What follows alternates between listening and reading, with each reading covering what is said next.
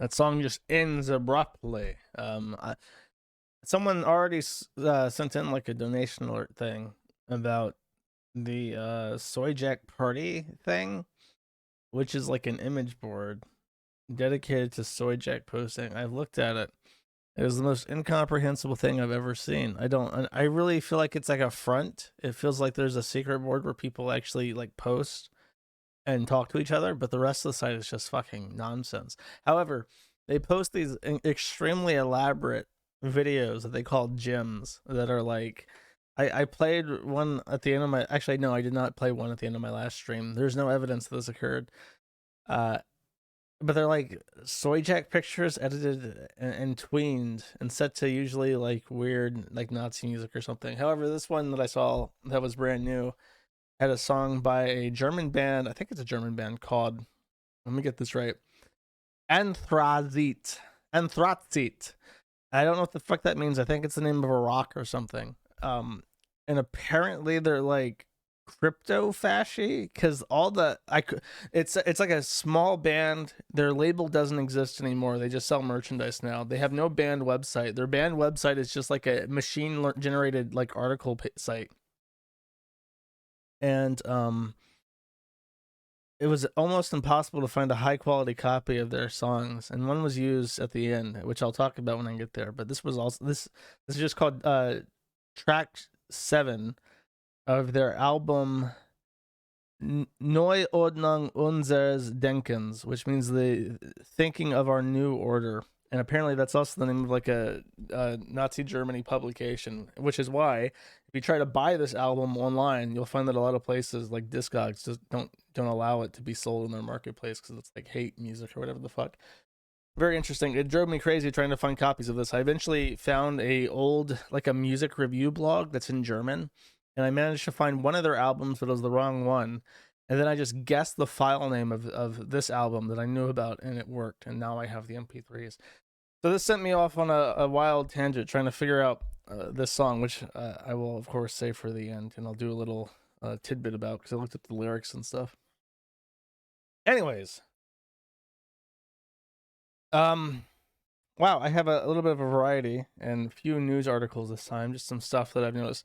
I've been trying to prepare the site for next week, because next Friday is February 3rd, which means next Friday will be 10 years, 1/3 of my entire life dedicated to, well, not dedicated the entire time, but as admin of the Kiwi Farms, and I have something that I'm working on. I don't know if it'll be done in time. I might decide against it and just scrap the entire idea. However, I am certain that there will be some DDoS attacks to try and bring on the site, so I'm working on a little bit of a striped stock project to keep the site up. And I've been working on fixing the site the entire time before the stream went live, so I'm actually checking something real quick. Oh, it's so the site's been having downtime this week, just incredibly briefly. We have 3 servers. I have a 4th one for the chat, and I use Galera cluster for replication, which means that I can have multiple servers and multiple databases. The issue is that when one goes down, when you restart it, it takes forever to resync, and it brings down another database. So if you have 3 databases that run 3 servers, and you expect 3 servers to be working, and one goes down and you restart it, another one goes down until they're resynced. And it's like a never-ending fucking game of one going down and then 2 going down to bring up the other one, and then the other one goes down because it's just a fucking nightmare. I really hate it. I would never use it if I didn't have to federate the system. Enough of that. I have some content, some quality content to get into. This one's I actually noticed this by myself. I've been playing Hearts of Iron 4, because of course I have, and because I've been testing out the new Italy. I'm not a big fan of the changes to Italy, but while I was reading the Reddit, I found this post from 14 days ago. There's a streamer named Grisha, who is apparently a Russian streamer of Hearts of Iron 4. He's 16 years old, I want to say. And of course, if you don't know, there's a war between Russia and Ukraine. So there's also modders who decide to try and recreate the invasion of Ukraine through Hearts of Iron 4. And Grisha, who is nationalistic, has played the game. And then there's this clip. This clip is apparently extremely offensive to the Hearts of Iron 4 community. This has almost 1.6 thousand upvotes, more than that. And it's characterized as a gamer moment. So let's see this gamer moment going on. Yes! Ура! He's very happy. Зи, это Z, это победа, это Ви! Своих, блять, не бросаем! Nazi pigs don't deserve to be remembered!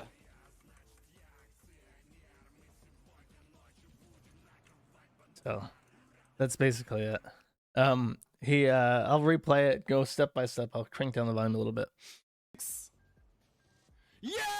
Diplomatic alert, and I think that says that the Russian Federation has defeated Ukraine in an ongoing conflict. To the victor goes the spoils, which is the typical defeat thing.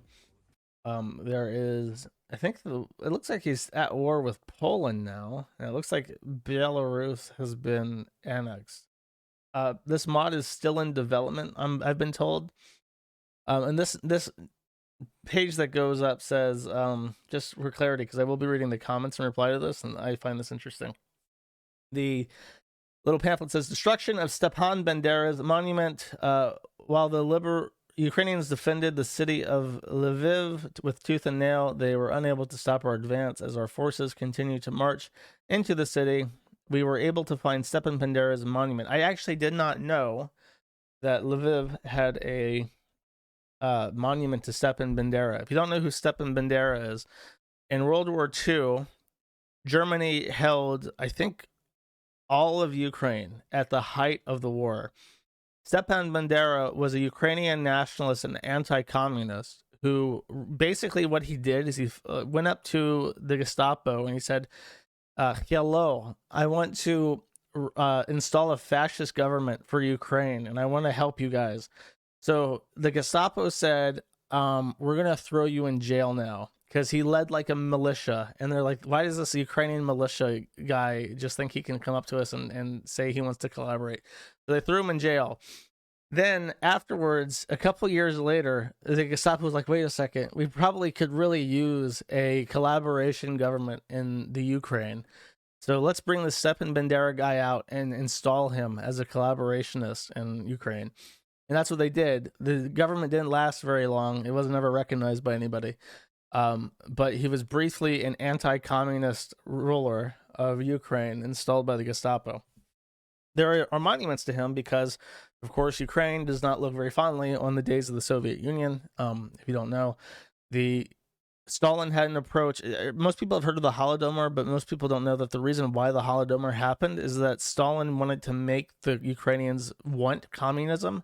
So they did that by simply forcing people onto farms and then restricting their ability to buy food. So if they didn't adopt agrarianism and grow their own food, they would just die.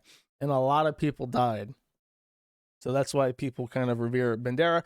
However, his history is complicated right now because, of course, he was a literal Nazi collaborationist that went up to the Gestapo and was like, "Kop, mein Führer, I would like to work with you." And that's a bit of a faux pas in retrospect, at least to the liberal West.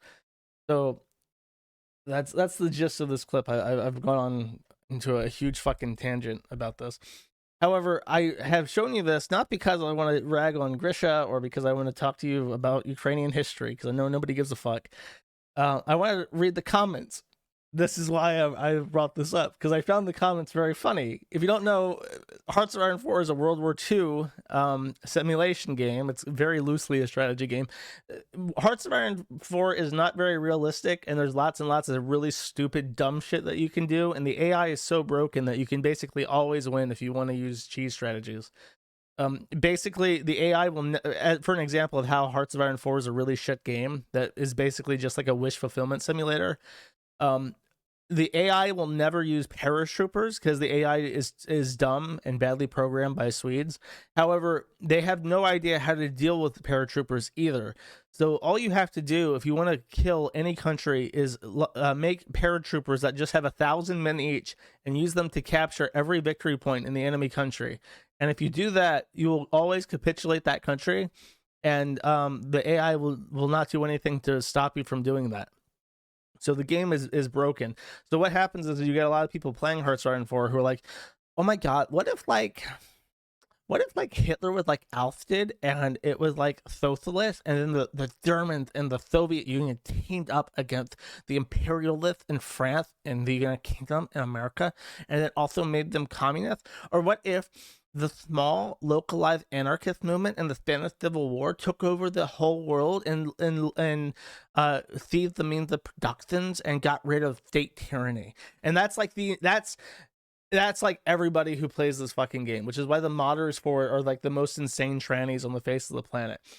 That is literally all they do, and because they can just cheese shred everything, it's like, okay, the anarchist paratrooper division captures Paris before Germany does, and now they have an unstoppable army. Like that's the game. It's a good way to sink a couple hours trying to figure out, what if Italy actually beat back Romania? This is what I do. What if Italy beat back Romania and then installed Stepan Bandera as like an Italian fascist collaboration government? And then when Stalin tried to seize Bessarabia from puppet Romania, Italy declared war and brought the full force of the fascist empire on Stalin and freed the Ukrainians from Stalin. That's me when I play. It's the same. It's also gay. It's not less gay when I do it. It's just that's what I do instead. Anyways, so here is John Bat.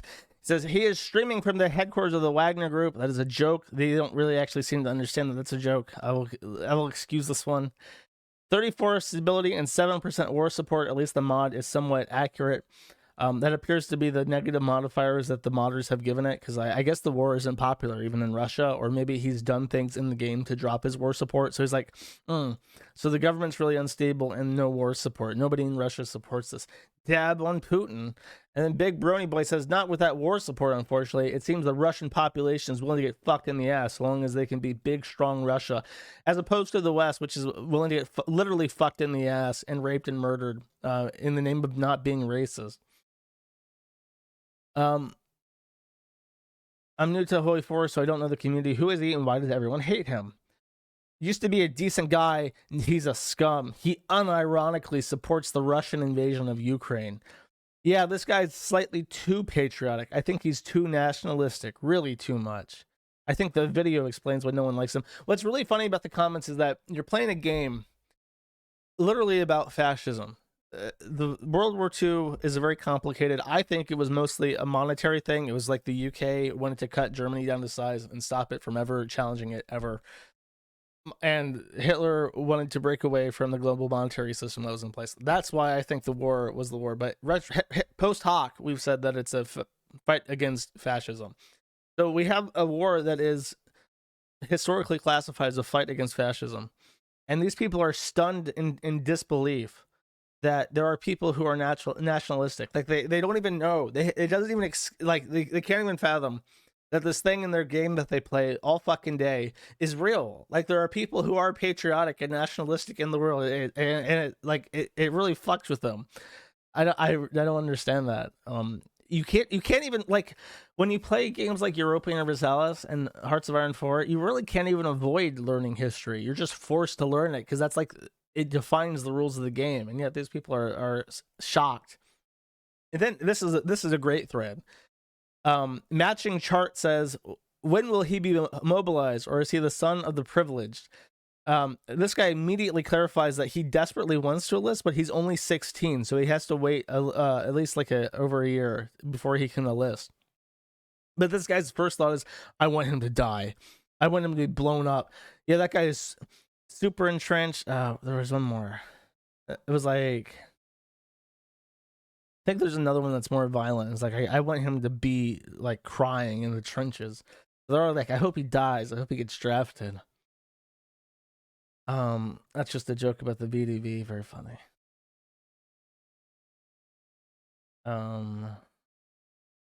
talking about the VDV again because apparently he's in the paratroopers uniform. And if you don't know, the VDV is the paratrooper divisions, and Putin heard from Hearts of Iron 4 that if you just send paratroopers to capture all the victory points, it'll capitulate the country instantly.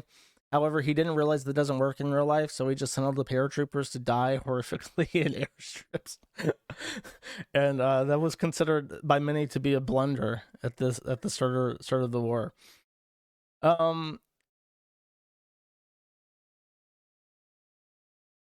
Mod is Hearts of Cope, very popular in Russia these days. What a shame he took the road he did. He was a good video game maker. Never trust a teenager who always screams Russia and unironically hangs both Russian imperial flag and Soviet flag in his room. I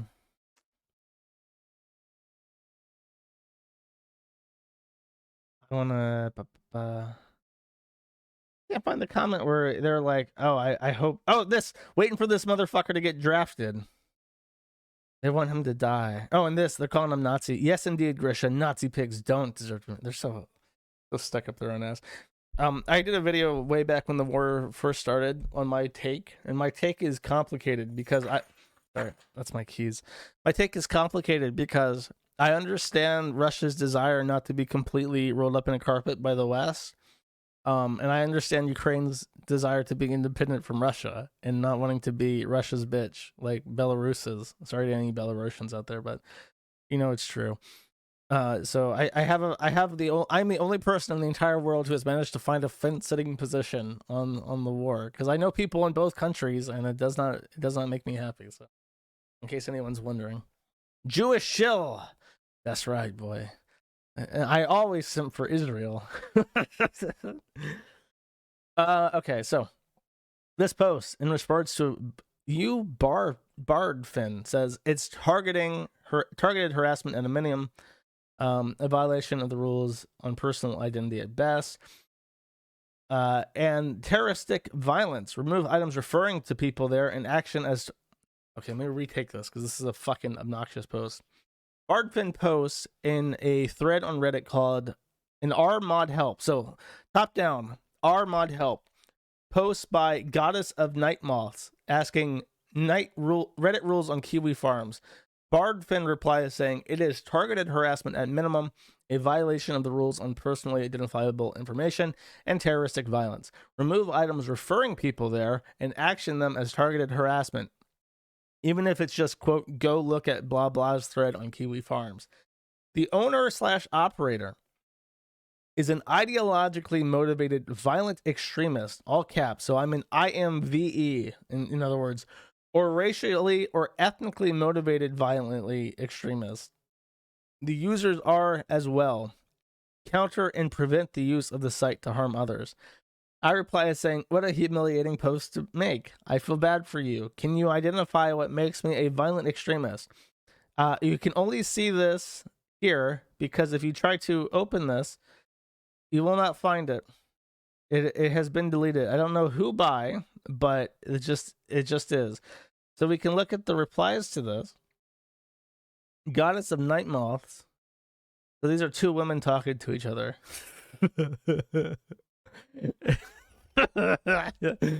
And she says, great, thank you. The main mods aren't active, so I wasn't sure what to do since it seemed to be allowed previously before I was mod. People asked for clarification about this, and there is none given. In fact, one is removed by I guess that's like a joke. That's my reply. I guess that gets removed by a moderator. And then all the other comments are also okay. So this person, Bardfin, is named Stephen Joel Atkins, also known as Penelope Verity Oaken. This is her. Oh wait, no. This is the real Bardfin. Bardfin is like a well-known power mod of the Kiwi Farms, thankfully, of Reddit. And I think they're active on like 100 different subs. I want to say this is one of those power mods that is like 100, over 60 subreddits as of February 2021. So that's the situation going on there. I want you to. They actually stream apparently. Oh, they're the chief of the Against Hate subreddit. So if you want to know who runs Against Hate subreddits, it's this person. Just so you know. They have a kid and they transitioned after having a kid. I think after their divorce. And this is like a video that they did. So I want to play just a couple seconds of it so you can get a good vibe for it. Okay, this is going to be a hard video to make because I feel betrayed Wait, by people. I didn't listen to this. I wanted to cue this up so I could hear it too. Betrayed. Is this a British? Where is this? Wait, hold up. Let me see. I want to cop. I can't want to show any docs. I'll play the audio bit, but it's like that sounds kind of British to me. People who I've grown close to over the past year and a half, people who helped me find my identity, people who I thought were just It says Texas, and trying to but fight to make the world a kinder place. But after seeing what I've seen recently, I just can't do this anymore. oh my god, no, I'm wrong. Wait. Oh no, they do have a biological kid. They also have a stepson apparently. Okay. Oh, and then they were arrested for domestic violence. That's right. So this person who was against hate subreddits is also beating around their stepson's mother, I guess. Aussie. It says Texas, so I'm not sure. I don't know what's going on with this person. Australian is what chat is saying. Yeah, I thought that was worth pointing out. I find that funny. They oh, by the way, they said that we got hacked and are celebrating it. I don't think anything came of that because I shut it down as soon as I saw something was amiss, and I checked the logs and I'm pretty sure that they didn't get any kind of information. So Wikipedia also proudly announces that we were hacked, but not the time that information actually leaked. I don't know.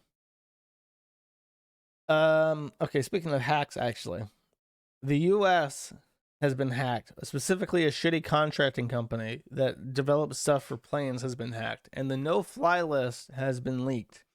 However, from what I know, it's not leaked to the public yet, because the person who hacked it is this Swiss transsexual named Maya, who decided to hack into whatever the fuck this is. They get the no-fly list and then post their Pokemon toys, and then say that if you are a I believe it is in the public interest for this list to be made available to journalists and human rights organizations. If you are a researcher or other party with legitimate interest, please reach out to nofly@crimew.gay. So only verified CNN journalists will be allowed to have access to this list until it leaks, which of course it will.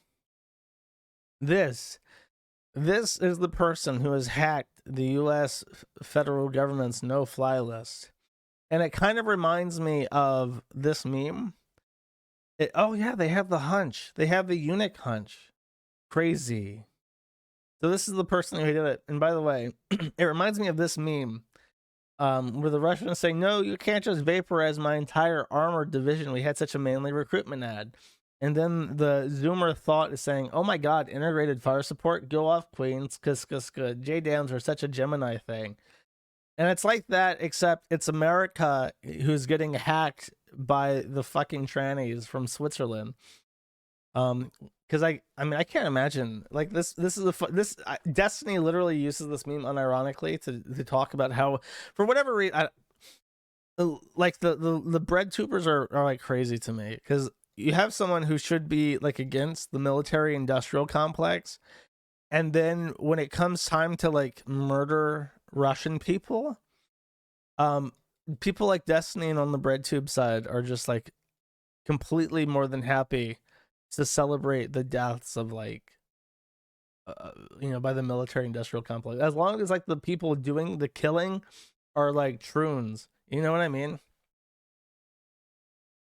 They're pro global homo. I guess that's the best way to sum it up. But yeah, just wanted to bring that out there. This the US, I'm sure that's all going to be Muhammad's. However, people are interested in if Nick Fuentes is on it. I don't think he is though, not anymore. This is also a small update about Miriam Yanov, who is Jessica Jonathan Yanov's mother.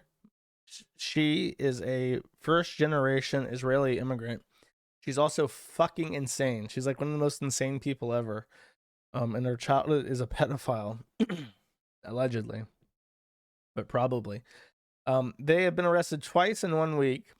Mischief, false alarm of fire, uttering threats to burn, destroy, or damage, and false alarm of fire.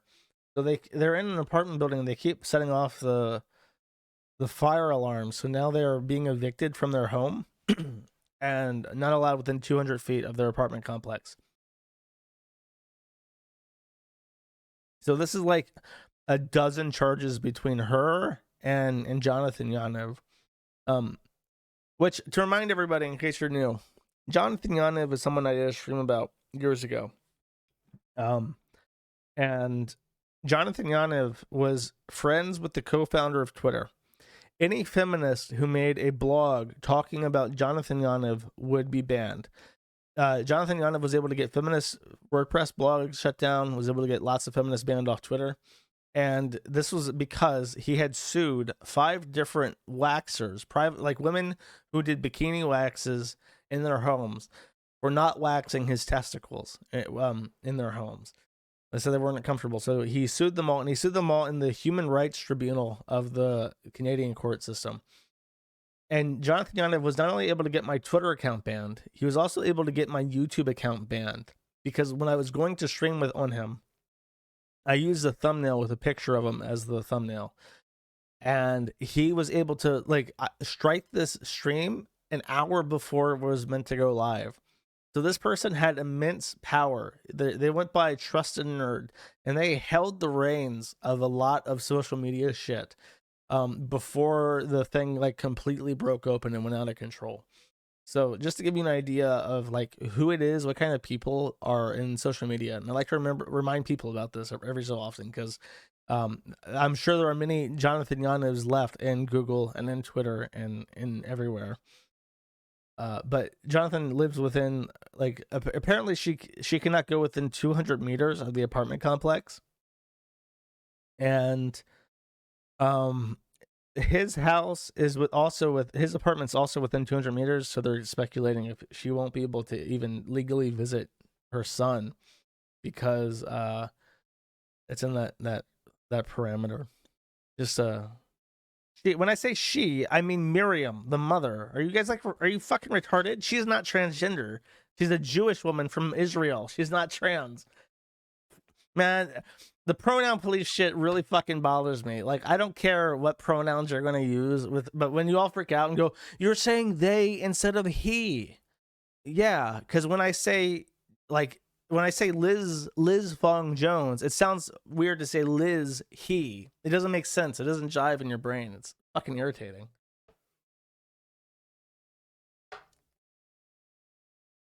Ugh. Ah. I need water. I might get up to get water. I might abandon post to get water at some point, in case I go quiet. Why?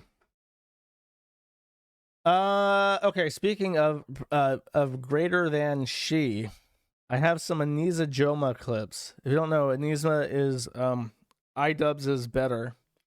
This woman has gone through phases. She has borderline personality disorder. She is mentally ill. She's also Canadian. She has hired Greek people to send DMCA complaints. I've stopped receiving those. I guess she ran out of money to pay for those. I don't know how else to describe Anisa except busted. I see this woman, and I don't know if I've ever said this before, but when I do streams on people, I really try not to go for obvious, really low-hanging fruit. I try to avoid that. I try to be more clever about it, because I could just look at people and say, damn, she's fucking ugly. What an ugly bitch this is. And I would be right in doing so. And I think a lot of people would enjoy that. But, if you, she's obviously ugly. I don't feel the need to point that out. However, with Anisa, her ugliness is such a core part of her character. If you look back on how she started versus where she's at now, She has actively tried to like make herself as unattractive as possible. And I don't know how else to describe it, Nisa, except saying she looks like a woman who gets routinely beaten with a crowbar and is always in a various stages of healing from being beaten halfway to death with a blunt object. Busted. She looks straight up fucking busted. And people are saying F. And I think my stream is just fine, so I don't know why people are saying F. Oh yeah. I have in fact oh no, now it's back. Calm down. Calm down. I'm allowed Susan knows I'm allowed to say that this bitch is straight up fucking busted. That's the real takeaway here. However, also busted is iDubbbz. So I'll play this. Anisa says, "Dance, monkey, dance. I gave you the croom today." Doing the Luddy the long way. Oh, do it the long way. Yeah, that's the long way. No, you gotta put your hands down with it. It's long Like- though. It's more long if your hands are up. If you go down, if you crunch and then up, I think that's Crunch and Luddy then the up? long way. What does Yeah. that even mean? So you know, like they do the hand you down. start down? Yeah, and then you do it up with both hands I real feel high. like this is gritty stance. That is the gritty stance. But if you do it, if you really express yourself, you'll be doing Luddy the long way. It's this way. Yeah. This way. Yeah. This way.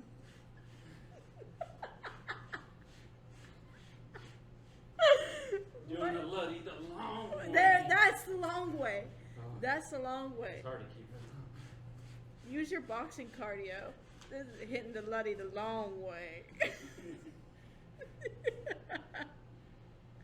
This causes me pain. It's like, you have such a fat dumper that when you turn it, There's something extremely unsettling about the way that she says, "You have a fat dumper." I don't know what it is. So now this busted ass hoe has got iDubbbz, someone that people used to like, dancing like a monkey. Look at this. Look at how busted she is. I mean, I don't know what to tell you guys. This is what busted looks like. You want to know what busted looked like? That's busted right there. I don't know if I was muted on accident when I was describing how she looks like she got beaten with a crowbar and is healing from it, but that's what I'm going for.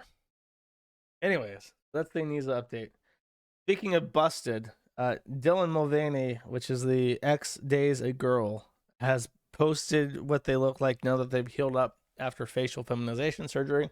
I've not watched this, so let's watch it together. You ready?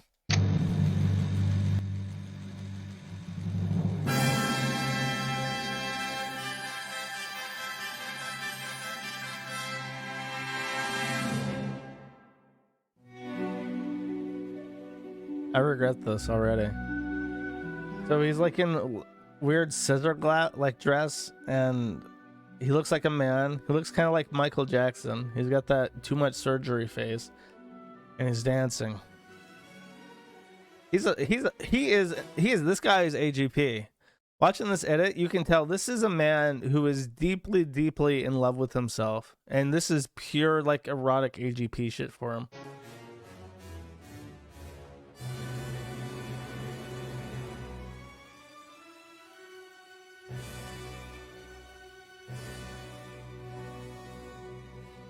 He's still just like doing many, many different shots of himself in this dress.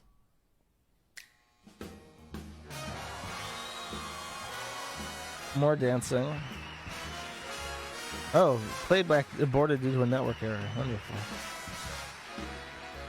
I guess we're safe. Wow, this is so insipid. I just hope that all. Oh, here we go. Oh my gosh, hi! I missed you! You know I have a flair for the dramatics. But it's so good, right? This dude wants to fuck himself. This is... Would you fuck me? I can't make it stop now. This error has broken the site. That all trans and non-binary. You can mute it, I guess. So, yeah, there you go. That's why being so famous, because you're a tranny, that you can go visit Joe Biden and fix your fucking face. He doesn't even look like... He just looks like Michael Jackson. He just got that plastic surgery face. But he'd fuck himself. He'd fuck himself hard. Okay. So I'm a little bit nervous. Let me because I don't know if this has changed since I featured it. No, I don't think so.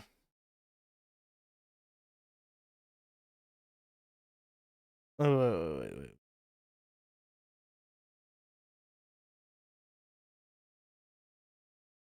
No, okay, so he's not dead yet. I was just checking to see if he's died. He is not. Jack Scalfani, the guy who I played only a couple videos of, his most defining feature is that he has, I think, his right hand. He suffered a stroke at some point because he can't cook for shit, and his right hand is like immobilized. He has suffered a second heart attack, and he has suffered a second stroke. So now he's in the intensive care unit of the local hospital in urgent care, and he is presumably going to die. They're saying that his condition looks bad. They don't know if he'll make it. I think he's conscious, but he's on death's door. So based on what I've been told, what the family has made public, he is on his way out. So, in honor of Jack Scalfani, I have a 7-minute video here, which I'm going to skip through a minute of because we're going to get to the ingredients. Now that Kay has joined the dark side and has decided to DMCA strike videos all the fucking time, someone has requested that I watch this video called Aunt Myrna's Party Cheese Salad, which I think I've watched one time, because now that I'm looking at the ingredients, I was going to say I never watched this before. Now that I'm looking at the ingredients, I think I've seen this once on the local TV movie night, like years and years ago. But we'll watch this because this is the classic video people remember very fondly. So since this is a podcast, I'll try to describe it the best that I can. Wait till you see this. I never would have put these ingredients together had it not been for Aunt Myrna. You got cream cheese, pimentos, Cool Whip, crushed nuts, any kind that you like. I'm using pecans. Lemon, or you can use lime jello, celery, bell pepper, pineapple, and American cheese. Okay, here's okay. Number one, American cheese is fucking gross. Cool Whip is fucking gross. However, I wanna point something out that people fight over, but I've never noticed the difference. He has green bell peppers, which I'm pretty sure if you ask people who are like into food what bell pepper they like the most, they always hate green. I never even noticed that they have like different tastes. That goes to show you how much of like a food snob that I am. But he's got the dreaded green bell peppers for all of you who appreciate that. Believe this? This is crazy. Let's go to the stove right now and get this thing started. Take your crushed pineapples and pour it in the pan.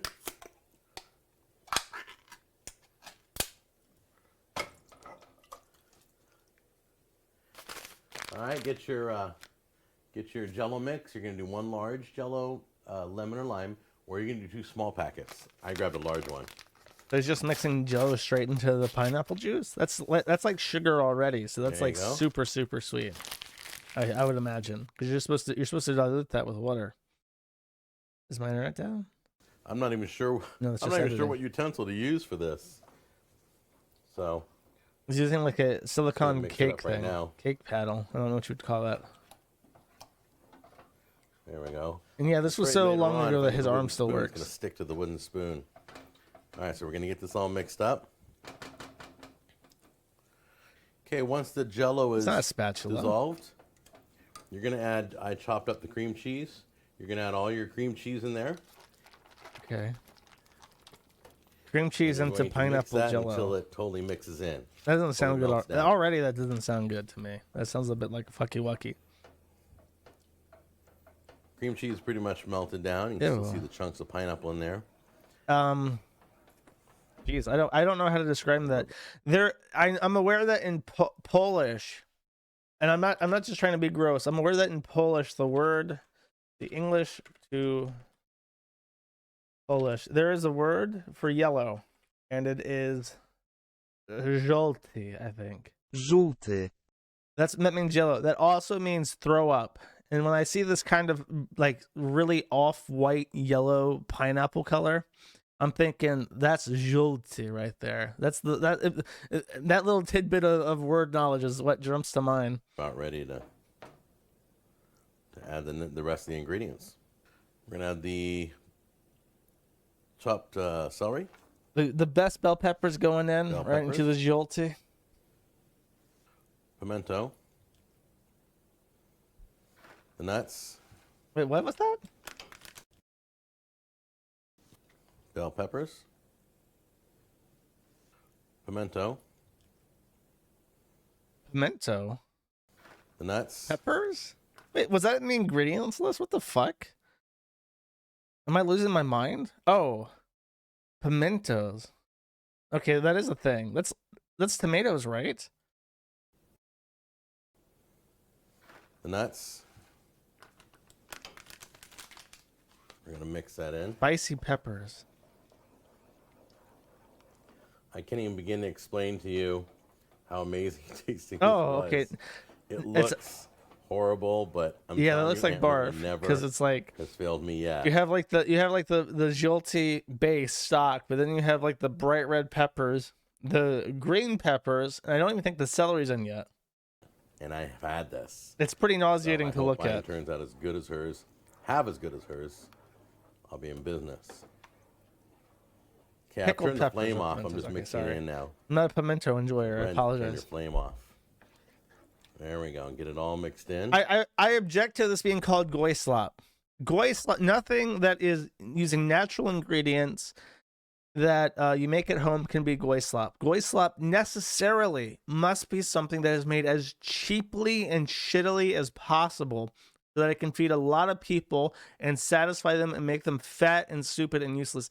This is bad food, but like, oh, Jello. Oh, that's a hard one. The Jello does make it kind of sloppy, don't it? Ooh. The fucking Cool Whip too. What was the other one that it had that was like really shitty? Oh, the American okay, the fake American cheese, chat. I take it back. The fake American cheese is goy slop. So even though this is made at home, the ingredients are the quintessential components of goy slop. All right, here's a crucial ingredient. Your whipped cream. Let's get that out there.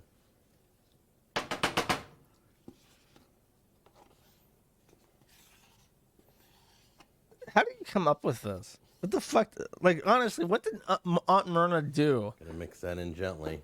that made that, like, Spill over. a good idea?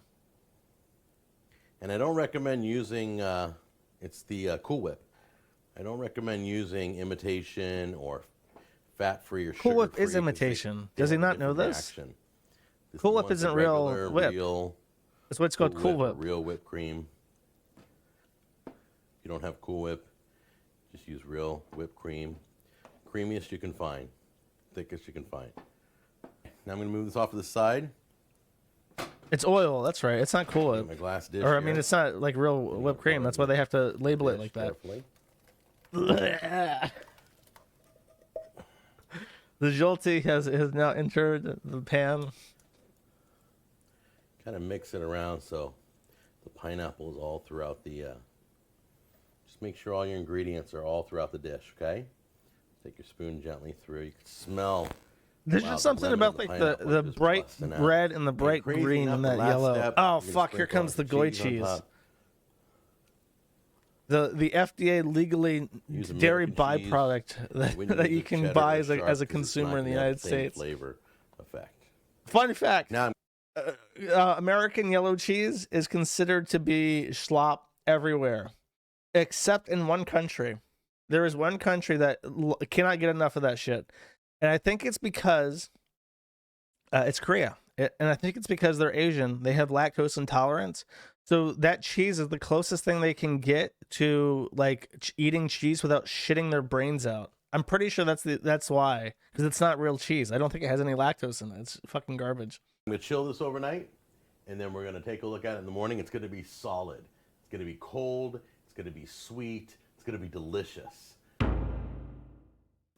Okay, well, I realized I didn't have to wait overnight, and the family wants to try this out, so... The family, his family, is looking at the Jolty in the fridge and thinking, "I papi, I desperately want to get at this. I can't, Papa, I can't hold my hunger in anymore. I need the Jolty. Please, Papa, take it out of the fridge."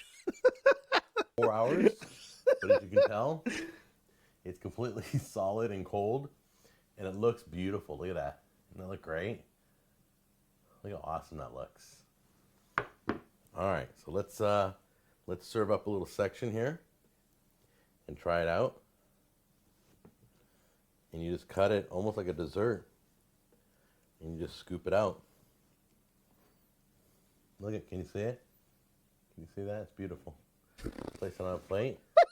Come on. There we go. There are many words for that. It almost has like a Some of them pudding are effect. Polish, but beautiful isn't one of them. We're gonna give that a try. Look at how beautiful that looks. I can't even describe it. Like if I'm trying to describe this end product, he's cut out like a corner of it. I'm trying to describe the word I could use so that podcast listeners would know what the fuck to imagine.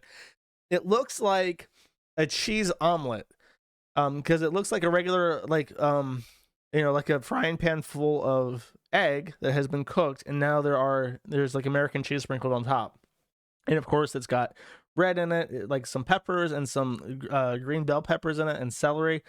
So, but I mean, minus the celery, I think like that's an omelet, but it's not an omelet. Instead of egg, there is a mixture of cream cheese, Cool Whip, and pineapple and Jello that makes up the base. Instead of egg yolk, it's really, I mean, that's probably as close as I can get just using words. Wow. Vomlet. Vomlet. That's good. Of course, I don't know if mine came out as good. So here's to. I remember how this ends. Tasting. He takes a bite. Slow chewing. Still chewing. It blows my mind that it's so sweet and dessert-like, and has all those vegetables in it, and American cheese on top. It is really, it's so good. Does he take that second bite? To you guys, he's not gonna do it. It's sweet and it's crunchy and it's got a custard feel to it on your tongue. He's not gonna do it. It's gonna cut. I bet you $1 million it's gonna cut before he puts that shit in his mouth. In the next episode. Take care. Yes. Yes. Okay, yes! First thing we're gonna do, medium stand. He takes one bite and he's fucking done. I don't even think he swallows before before he manages to cut the video. Some to the family. You guys have a good one, and I'll see you on the next episode. Take care. Bam, gone. Yeah, boy.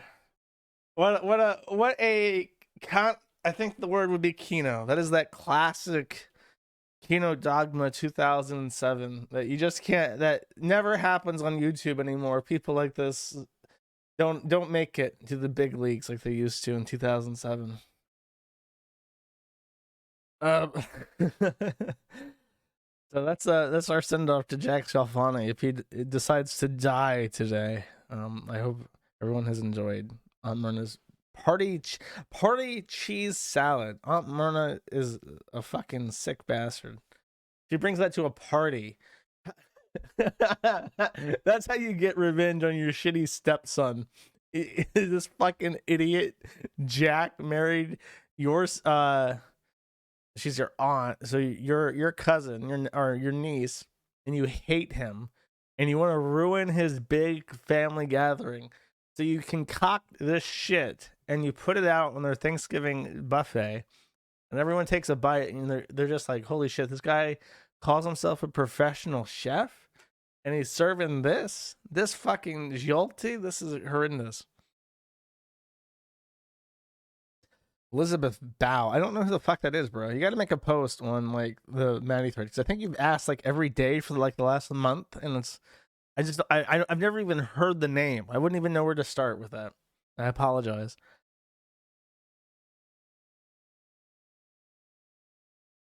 Anyway, politics. I don't care about politics. I want to talk about the trench. I did a video a while back about the trench, about what we've come to call Alpachua, the the alleged burial of 6 million alpacas in the Colorado deserts, a strip of land which has been so thoroughly thrashed by overpopulation of alpacas that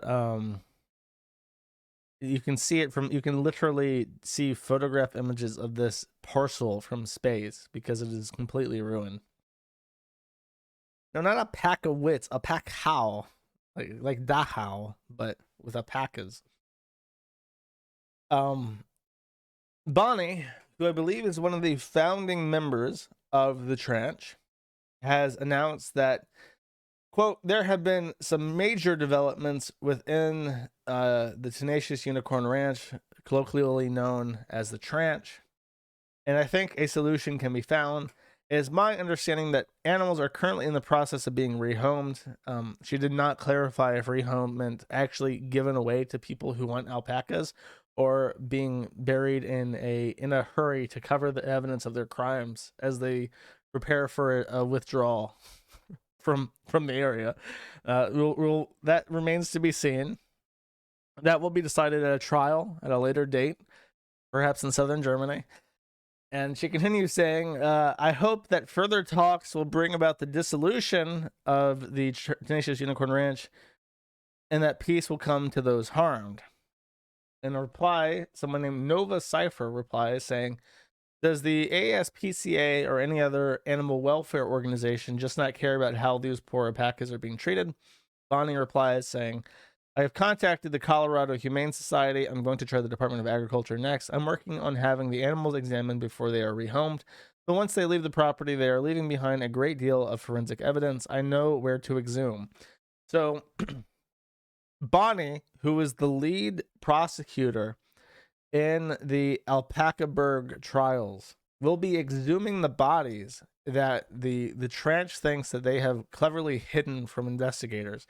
And we'll be applying this information where applicable under international law. This is a post from the Tenacious Unicorn Ranch saying, hey y'all, as efforts to ramp up the move to our new location, we have closed the online store temporarily. You can still get merch if you stop in and visit, but with all the chaos of a move, we don't want to get behind on orders. We will open back up midsummer. I think that Bonnie does reply to this and says, keep in mind, and here they are undermining the efforts of them continuing to sell merchandise. Bonnie replies saying, keep in mind that if you plan on buying more merch in the future, that it will not be going towards housing trans people or feeding a herd of animals. And this is what appears to be a Telegram or Discord message saying, they're moving. They have the plan of giving up the herd, going into more farming on Penny's parents' land, giving up the housing thing, but still doing shutouts and stuff like the indigenous people stuff. If they can get back into housing, great. If not, oh well. Penny has expressed her frustration that housing had been a mess and that they want to do agriculture for weed and farmers markets moving forward, which is a less destructive endeavor. I would imagine if you're going to go into agriculture, as someone who's never done agriculture, maybe start with a plant. Maybe start with like a kitchen plant. If you can have a plant on your desk that doesn't die, then you can start looking at like tomatoes and stuff. And then if you can manage to have a bunch of tomatoes and those don't die, then maybe you can try a chicken. And then if those don't die, you can try something bigger. I think it's a bad idea to go for exotic camelids immediately, even though they are very cute. I can imagine why you would do that if you don't have any forward-thinking abilities whatsoever. Basil plants, exactly. So in reply to Bonnie, I believe, Elena No Minagiri replies saying, Hey, I'm assuming that they're a polycule. They're one of those people that has like a headmate thing going on where they pretend to be schizophrenic. Because I think they have multiple personalities listed in their name. But this person replies saying, sorry, these people reply saying, I have been to the tranch multiple times. The animals are not being abused. The tranch, however, is being forced into a bad situation due to harassment from bad actors. They basically have to move because of this, and are needing to rehome them is due to the bad actors. Nova replies saying, bad actors are responsible for the alpaca graveyard, I guess. Good reply, I guess. And this is the bio of this person. Alana Foxy, a six-tailed fox known as Sylvan Curinzon Tutato, a median of the menagerie system, trans male to female, she, her, demisexual, otherkin, therian, and fey species dysphoric, from Denver, Colorado. You can find them at fayfox.org. I do want to see this. The deceptive site ahead. Attackers on Fayfox may trick you into doing something like installing software. I literally cannot visit this site. My browser is not. Oh wait, I can visit this site. Okay. It's not letting me. Google Chrome is telling me, Josh. Oh wait, I got in. Why? How? I don't understand how this site is listed dangerous. Very strange. It's just like a copy of their Tumblr blog, but they've somehow fucked up their security so badly that Google Chrome is just like, absolutely not. You're not visiting the site. And I believe that this is them. For clarity, this is a. Let me make sure I get it right. Wait, no, this is a differently person. This is exceedingly gay. Wait. Oh no, that is them. This is them. This is the Elena Menagerie. And I'm saying them. I mean that. I don't mean that as a singular they. I mean that as a plural they. This is them. This is a she, her, demisexual, other Cantherian, face species dysphoric. Wow. That's a really bad fursuit. That's funny. I feel bad. Like, I know these probably take a lot of work to make, but that is really fucking bad looking. Maybe it's just like they wear it bad. There you go. These are the people that are allowed to own alpacas for some reason, I guess. Here's the member of their polycule, by the way. The fox is Elena Tripnocht, the fairy fox, or Sylveon, which is a Pokemon. The mushroom is Miriam Vulpeculi Trinoct, the mushroom fox, or jackal. The lizard is Raisley Serenti, the fairy dragon, swallower of tears. The bunny is Miranda Tripnocht, fey-ish bunny. The flower is Abe no Kuzunoha Kitsune. Yes, that Kitsunoha. Deal with it. So, when I read that and you thought, oh my god, the Kuzunoha? Yes, chat. It is that Kuzunoha, actually. The infinity symbol is Mayokanita Vulpeculi, the divine mushroom fox. And then they also are a computer that says Ariel, artificial intelligence. So not only are they this insane person, they're also an artificial intelligence. All this shit, and they're still retarded. You would think between like the 8 of them, they would be not retarded, especially with the computer in their head. They would be not retarded, but alas, they are a retard. Yes, that's an adult. That's like a 60-year-old man who's been it says 25 years, so he's been in the furry fandom since like 1998, and he's this. Oh, that's funny. You know, I'm so glad we live in such a diverse society. Chat with a Y. Now that I've eaten my gym potatoes, I'm gonna start calling you chat.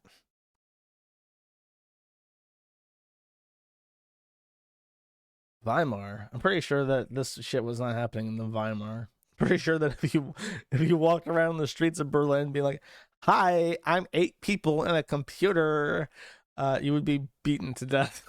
the German people would instinctively run at you with whatever weapon was closest to them. Purses, umbrellas, walking sticks, and they would just fucking kill you. And right there as you stood, just beat you down like you're a fat man taking a trip to Portugal.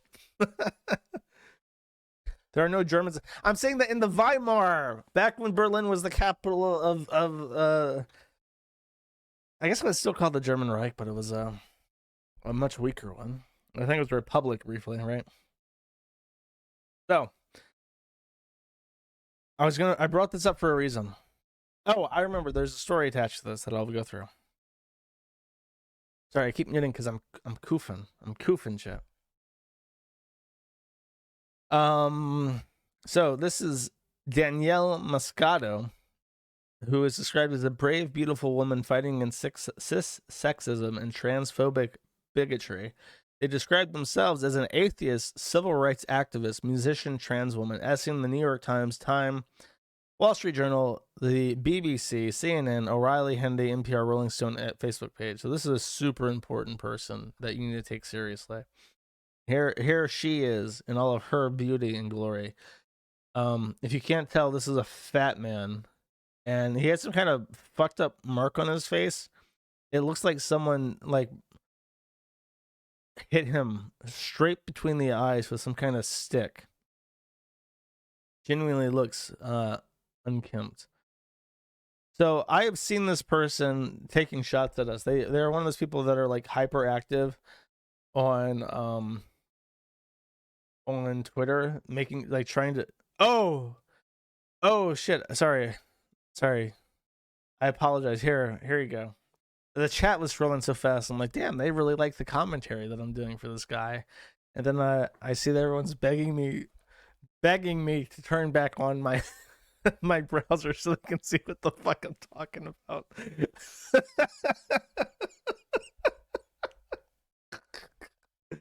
So there you go. That's what he looks like. Now there is a story attached to this. Like I said, I've seen this person like talk about us a lot on Twitter. I've never attached it to this person's face. I've never bothered to look them up. However, Brave Danielle, who I believe is a moderator of Our Atheism on Reddit. So if you want to know what kind of people moderate on Reddit, here we have specimen number 3 for today. Danielle Moscato, and there's a little bit going on. So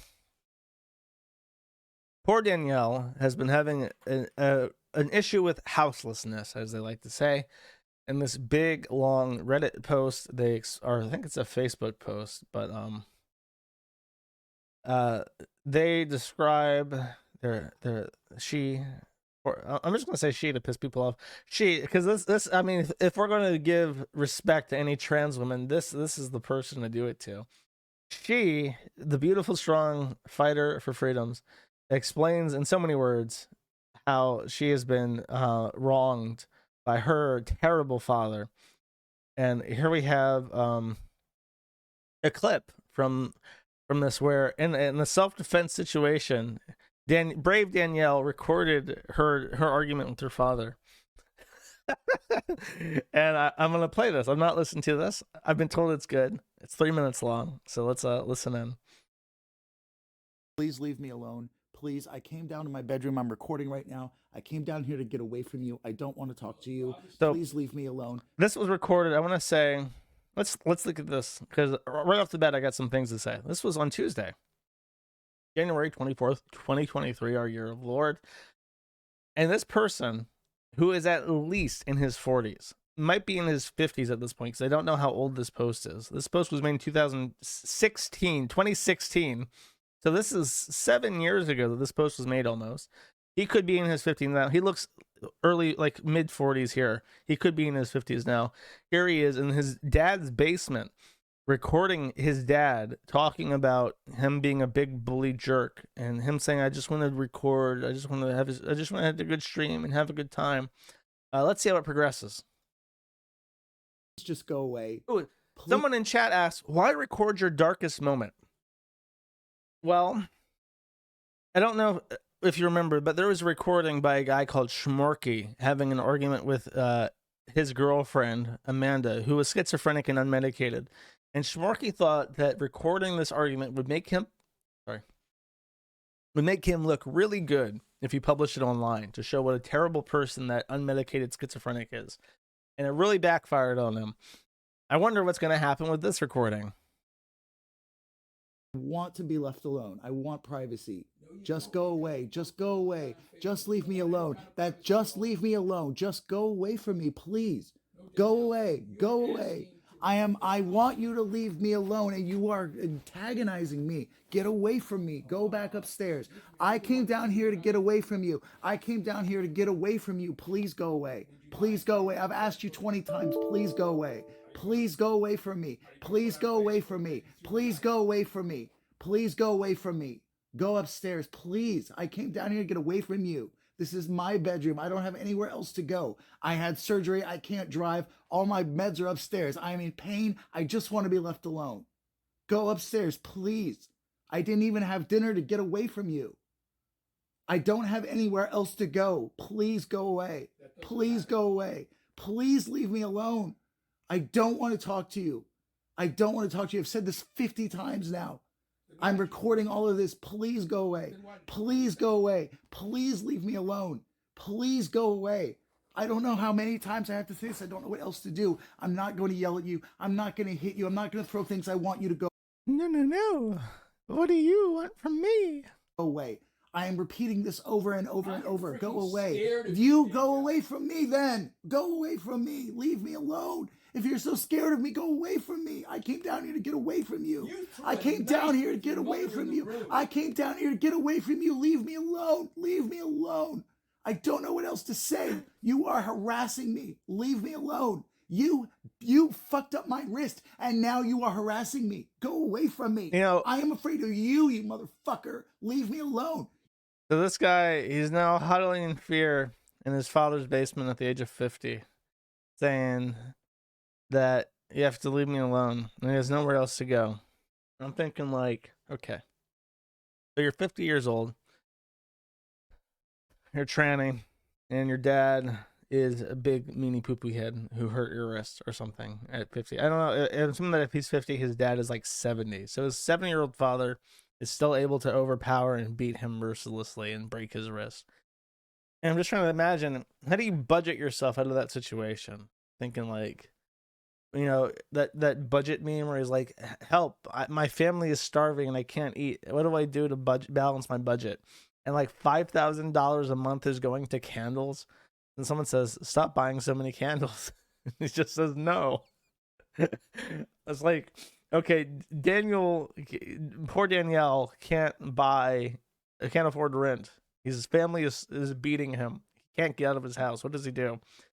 Someone suggests him, stop spending your every waking hour moderating Reddit. And he just goes, no. And that's how we get to hear at 50 years old. You don't deserve to have a child. Get away from me. Get away from me. Get away from me. You're a failure as a parent. You piece of shit. Go back upstairs. I came down here to get away what from an you. asshole. You attacked me, and now you're harassing me. I have PTSD. I didn't have dinner. I didn't take my meds. I came down here to get away from you as fast as I could. Go away. Go away from me. This is my room. I have nowhere else to go. Go away. Go away from me, please. Oh my God. There's something about this audio that's triggering a violent part of my brain. I'm like seeing red. I'm just thinking like, if I was that guy, there would be no force in this world to stop me from beating the fuck out of this thing until he decides of his own volition that he is going to leave my house. And he just doesn't stop talking. He doesn't he doesn't know what to do when he's not on Reddit. He's like, I can't ban my dad from talking to me in my own basement room. Why not? This is a violation of my civil rights of being a trans woman. I'm not going to stop saying this until you walk upstairs. Go away. Go away from me. Leave me alone. We are not doing this now. I am recording this because you will not stop harassing me about it. Go upstairs, please. He's recording himself. He's recording himself talking nonstop. Okay, let's say that I didn't have the ability to murder this person with my bare hands for whatever reason. It wasn't allowed. It was off the table. Something I couldn't do. I would just stand there and like you got to maintain eye contact. Stand there in the doorway, maintain eye contact, and just allow him to record and just keep talking. And then like just go bop, and he was no, he was just start up again. Just every time he slows down, bop, and he was just start up again. Just keep doing that until he has tired himself out. Eventually, he would collapse from exhaustion because he's a 50-year-old transgender redditor who's like 500 pounds. He would collapse from the sheer exhaustion of speaking, and you would have won the confrontation without laying a hand on him. bedroom. I have nowhere else to go. Go upstairs. Go upstairs, please. Please. Oh my God. How many times do I have to say it? It's been like 5 fucking minutes. Leave me alone. Leave me alone. Go upstairs. I don't know what is wrong with you. Why are you still here? Leave me alone. Go upstairs, please. Please go upstairs. I have nowhere else to go. Please leave me alone. Please leave me alone. Please leave me alone. Please stop interrupting me and just go upstairs. He's not even Please, talking. Please. I'm begging you to leave me alone and stop harassing me. Look, he's on the away. He's on the verge of tears. You've almost won. Drive the stake through his heart. 3 minutes. Jesus Christ. He literally does have the speech pattern and like defense mechanisms of like a literal teenage boy. This is like if a 15-year-old was like this, you'd be like, okay, whatever, they're a teenager. This is like a 50-year-old Reddit moderator. This guy thinks that he has the emotional maturity to manage a community of people who are like, whereas he can't even like manage himself. He's such a fucking wreck, and he thinks that he has the acuity to decide what can and cannot be said on the internet. And Reddit has bestowed upon him this power instead of letting him like eat shit out of a trash can. Every time, like, there's that famous Winston Churchill quote, like, the best argument against democracy is a 5-minute conversation with the average voter. The best argument against socialism or any kind of like welfare system is to look at who benefits from such a system. Like, I don't think that this person will ever contribute anything to anything ever for any reason. Not even accidentally. He'll never contribute to anything. Like, why do we sustain him? Nobody would be able to give me a single argument why we should not allow Danielle Moscato to starve to death. You could never convince me that there is some innate value to human life that requires me to sustain someone who does not want to work or support themselves in any way. I truly believe that we would be a better place if we just let these people fucking starve if they didn't want to do anything. That's what my exposure to the internet has taught me. But we continue. We continue, chat. So daddy is such a mean poo-poo head for allowing this 50-year-old transgender warrior for cis people, or for trans people, I guess, in his house, that he has decided to ante up. He has posted a picture of his boo-boo on his wrist. And he says, I am a guitarist. I just had back surgery and I can't use my cane on the correct side. This man maliciously refused to give me my medications or specialty bedding for my back pain for a month. So he says his father, Dr. Joe Moscato, who, if you're wondering, is a real doctor and makes a lot of fucking money, apparently, like millions of dollars, is a child abuser and spousal abuser. His corrupt police officer's son, Detective Andy Moscato, on Colombian PD, has been illegally covering for him for years. Dr. Joe paid him $100,000 to lie about assaulting and battering me.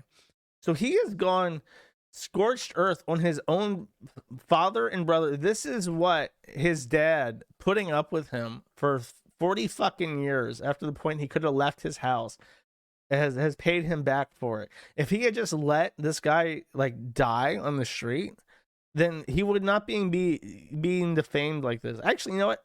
I didn't even think to pull up the site.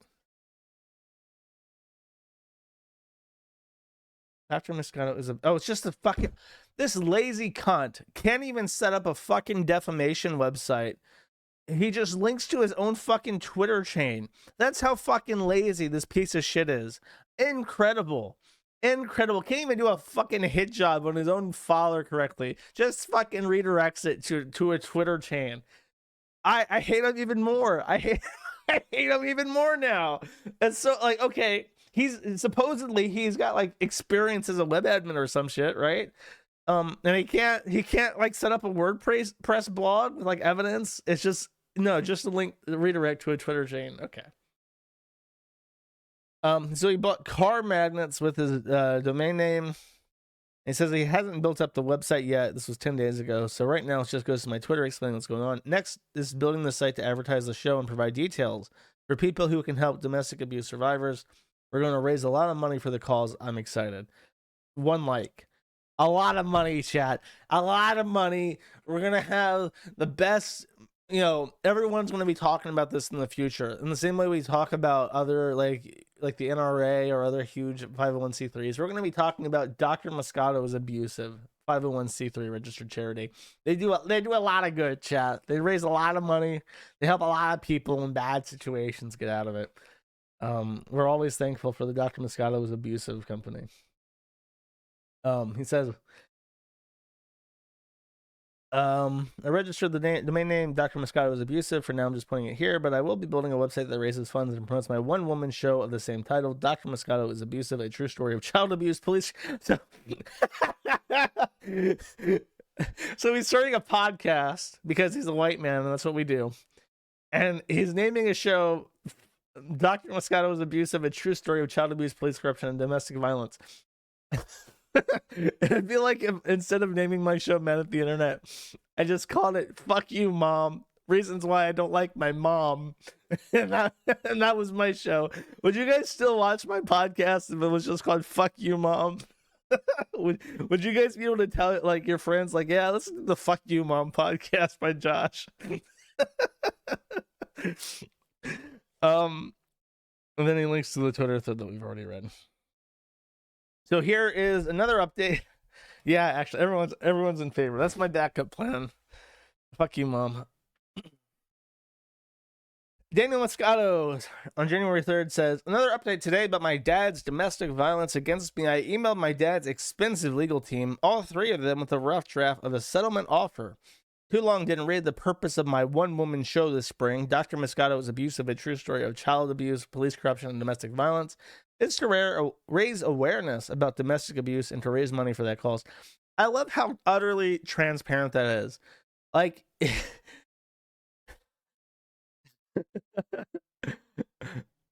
it's like the name of the show is literally just Fuck You Dad.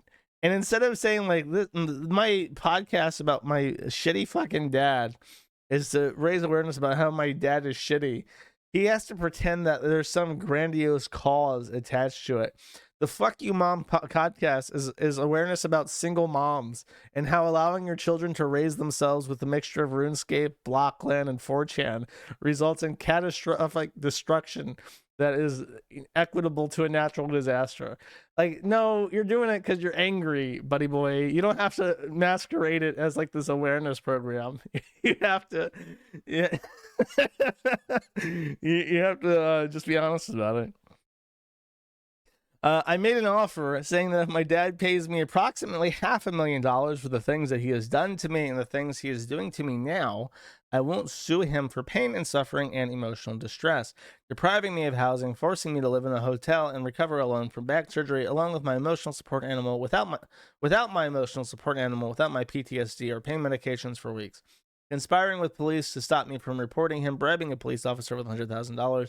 I could go on and on with more things he has done. He's a millionaire many times over. $500K is something he could do today easily. Also, as part of the settlement offer, I said I want him to make a $1 million donation to his cause of information and support for domestic abuse victims, and I suggested an organization to donate to. He could easily afford this if he chooses.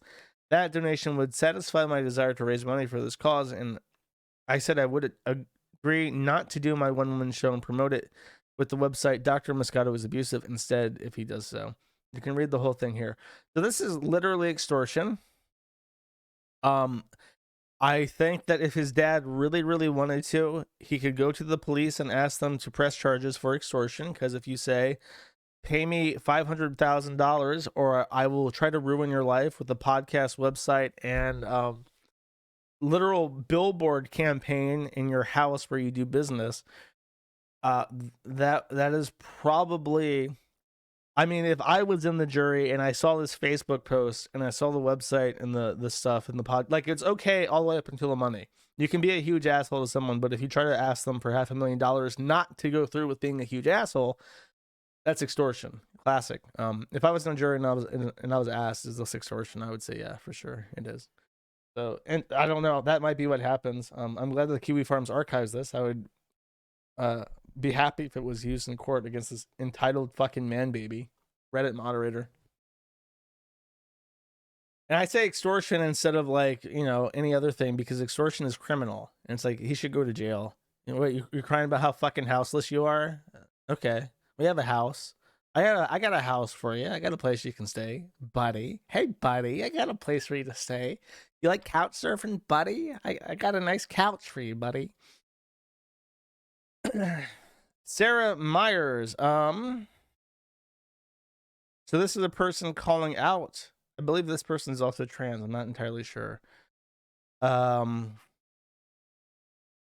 don't quote me on that. I'm just gonna read it because I don't have a note for this. If you have never read my post, please pay attention to this one. I have been going back and forth for at least 2 years with other women about what to do with this person, and I only hold, so this is November 3rd, 2022, by the way. I only hold the power of social media to let me spread the astronomical deceit that has been happening under far left-wing noses.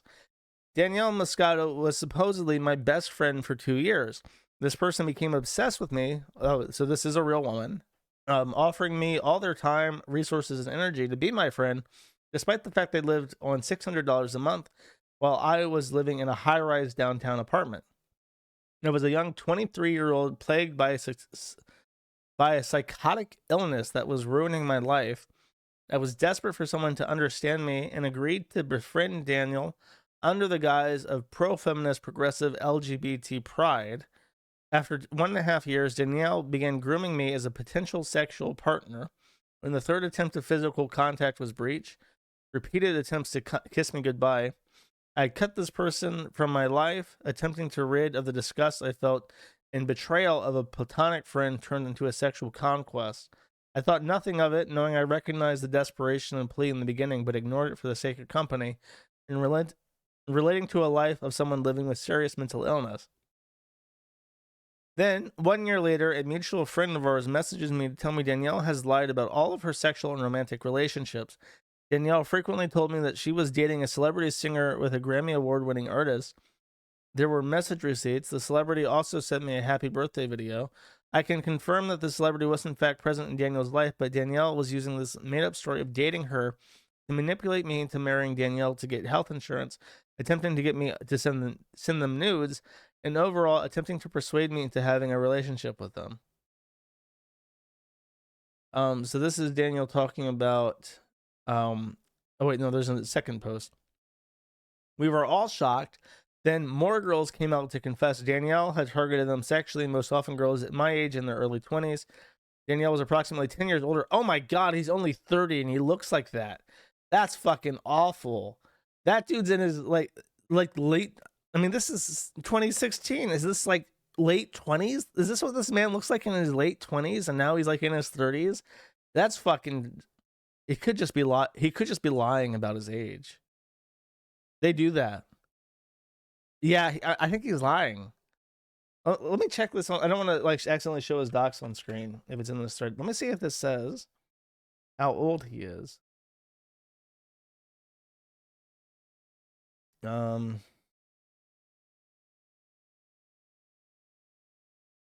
does not say in the thread. I would say he's in his 40s and he just lies. So that's like a 10-year age gap instead of 20. Let me continue. More girls came out to confess, blah, blah, blah. We also found out Danielle wrote books on pedophilia under a pseudonym. I did not see that coming. This isn't even halfway over. There's so much more, but to keep this short, I will point out that this person was using liberal politics to play under the guise of victimized, traumatized, mentally ill trans women. And many of us suspect this is entirely a made-up and false guise used to gain status and notoriety, given their appearance on New York Times, CNN, and more. This is just one story to signify how deep the division of politics we have become, to celebrate a grifting activist that primarily begs for their supporters of real money for them to feel sorry, as they wail on about rape, transidentity, and victimization, which are actual traumas that real women face daily. Okay, so this is not a trans woman.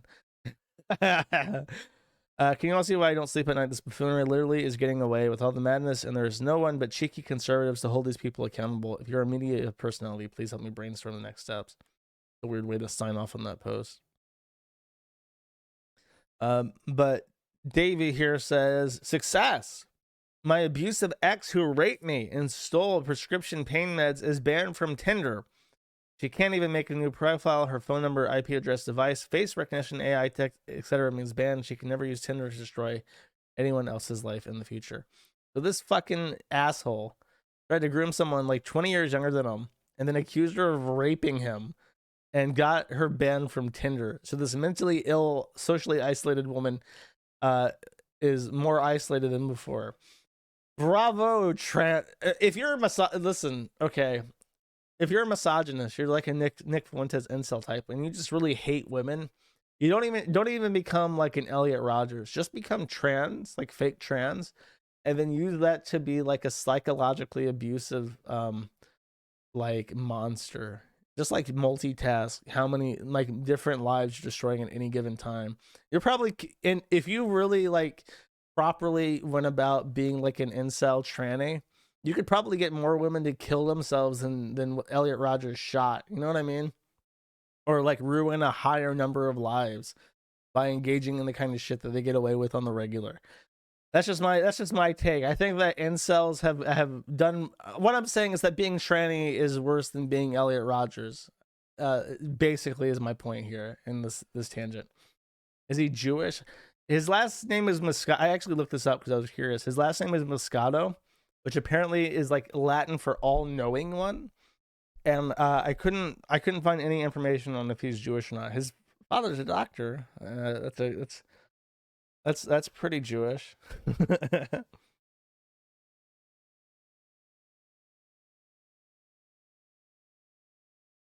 Okay.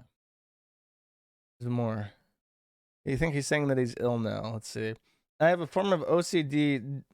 Oh, so he does this to himself. Dermatillomania means that I compulsively pick at the skin on my face. It hurts and makes social interaction awkward. I'm mostly a homebody because of my looks. This guy just doesn't clean himself. I bet you what it is. I know exactly what this is. You see that 5 o'clock shadow? He shaves and he doesn't bathe. And the razor burn turns into pimples because he has oily, greasy skin from not bathing, and he pops them. And he just pops his zits all the time because he's a greasy fat fuck, and the razor burn makes his skin more pimply. That's exactly what that is, because it's right around the razor burn, and it's not like anywhere else on his head. I don't know why I know this, but when looking at it, I can tell you that's exactly what that is. And he's saying that it's dermatillomania or whatever. The thing, which is I think what June has, Shuan Head, she has that thing where she has like a kind of OCD where she picks at her hair. But I guarantee you that he's just a greasy fuck that doesn't bathe and tries to shave for AGP reasons. But that just causes it to get. He doesn't do it properly and he doesn't clean, so it just gets infected.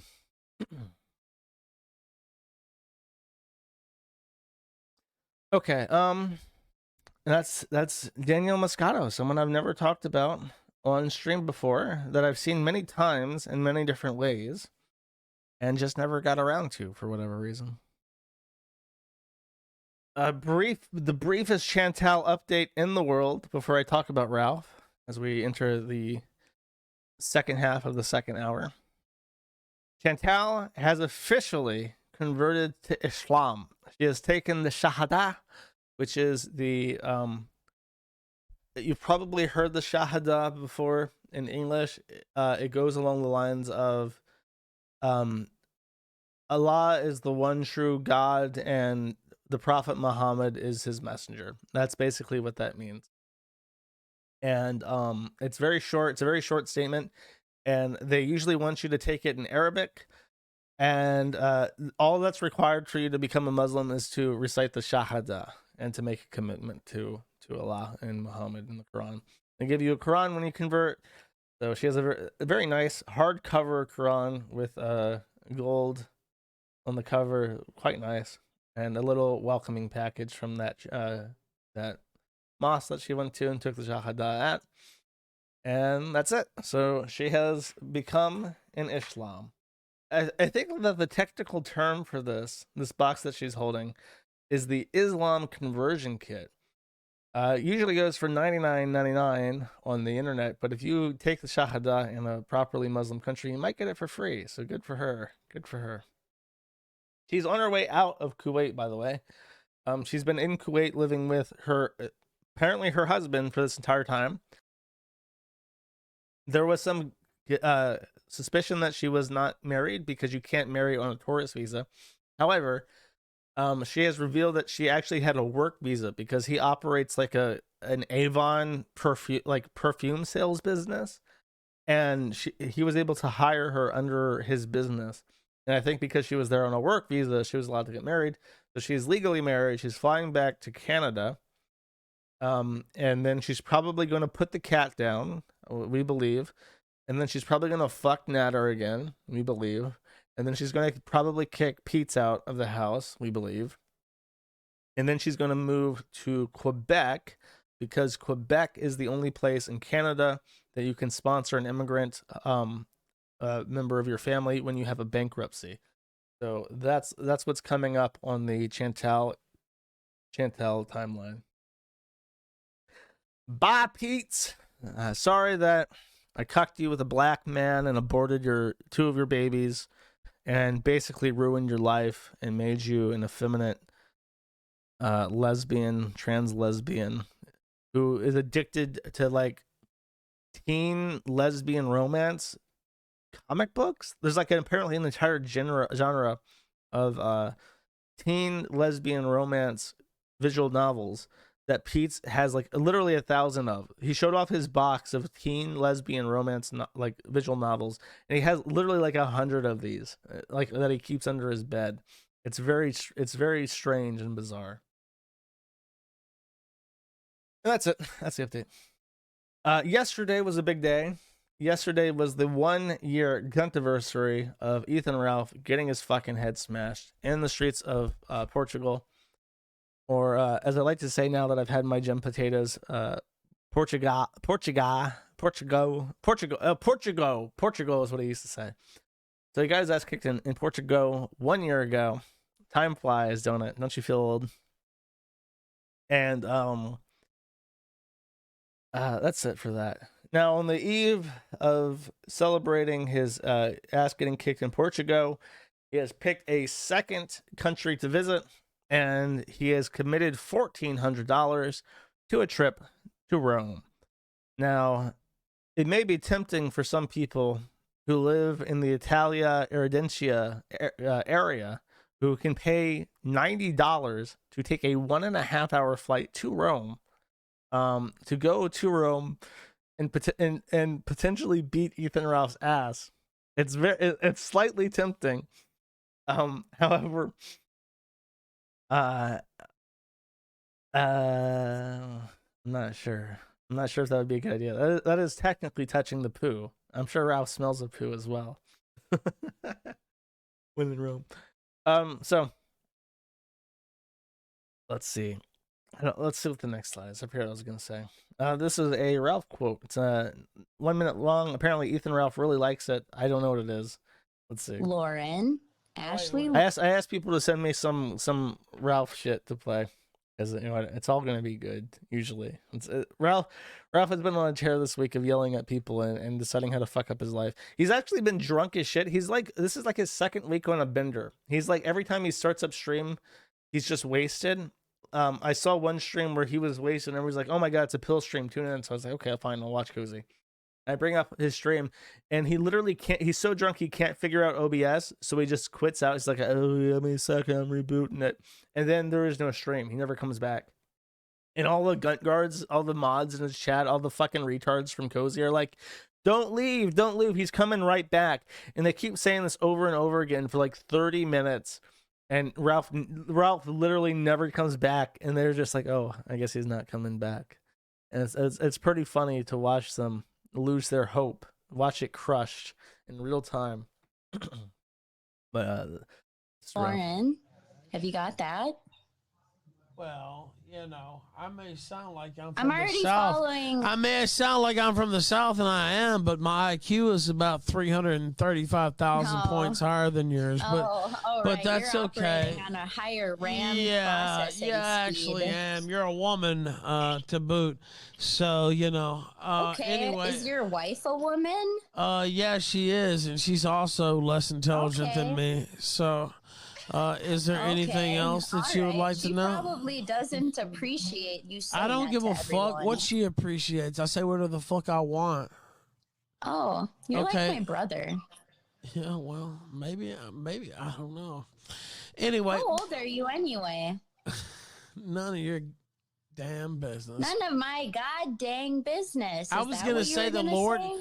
I was gonna say the Lord's name in vain, and then I saw such a no, worthless don't do trollop. that. It's church Such a tomorrow. worthless trollop like yourself is not worth that. And so, what is it that I need to type in? He must have really bad mommy issues, because nothing makes him tard rage harder than a woman making fun of him. Like, any woman saying anything to him makes him so fucking mad. I would love to see like someone more competent than Stardust to actually go at Ralph as a more competent woman, because it would I think the biggest hard rage we would ever get out of him would come from a woman sending him off. He really fucking hates it. This is all from a conversation that he had with Stardust. If we don't know, Stardust is like a wannabe bread tuber. I think she's like a Persian woman. She's got a big nose. A lot of guys simp for her. She seems okay. I don't know too much about her, but she kind of like does that thing where she's like, she tries to like show up on bigger streamers platforms to draw attention to her, you know, to grow her audience. Oh, she's Indian. I thought she was Persian. Sorry. Her nose is really big, and she's got a fair complexion, so that says more Persian to me than Indian. Whatever. So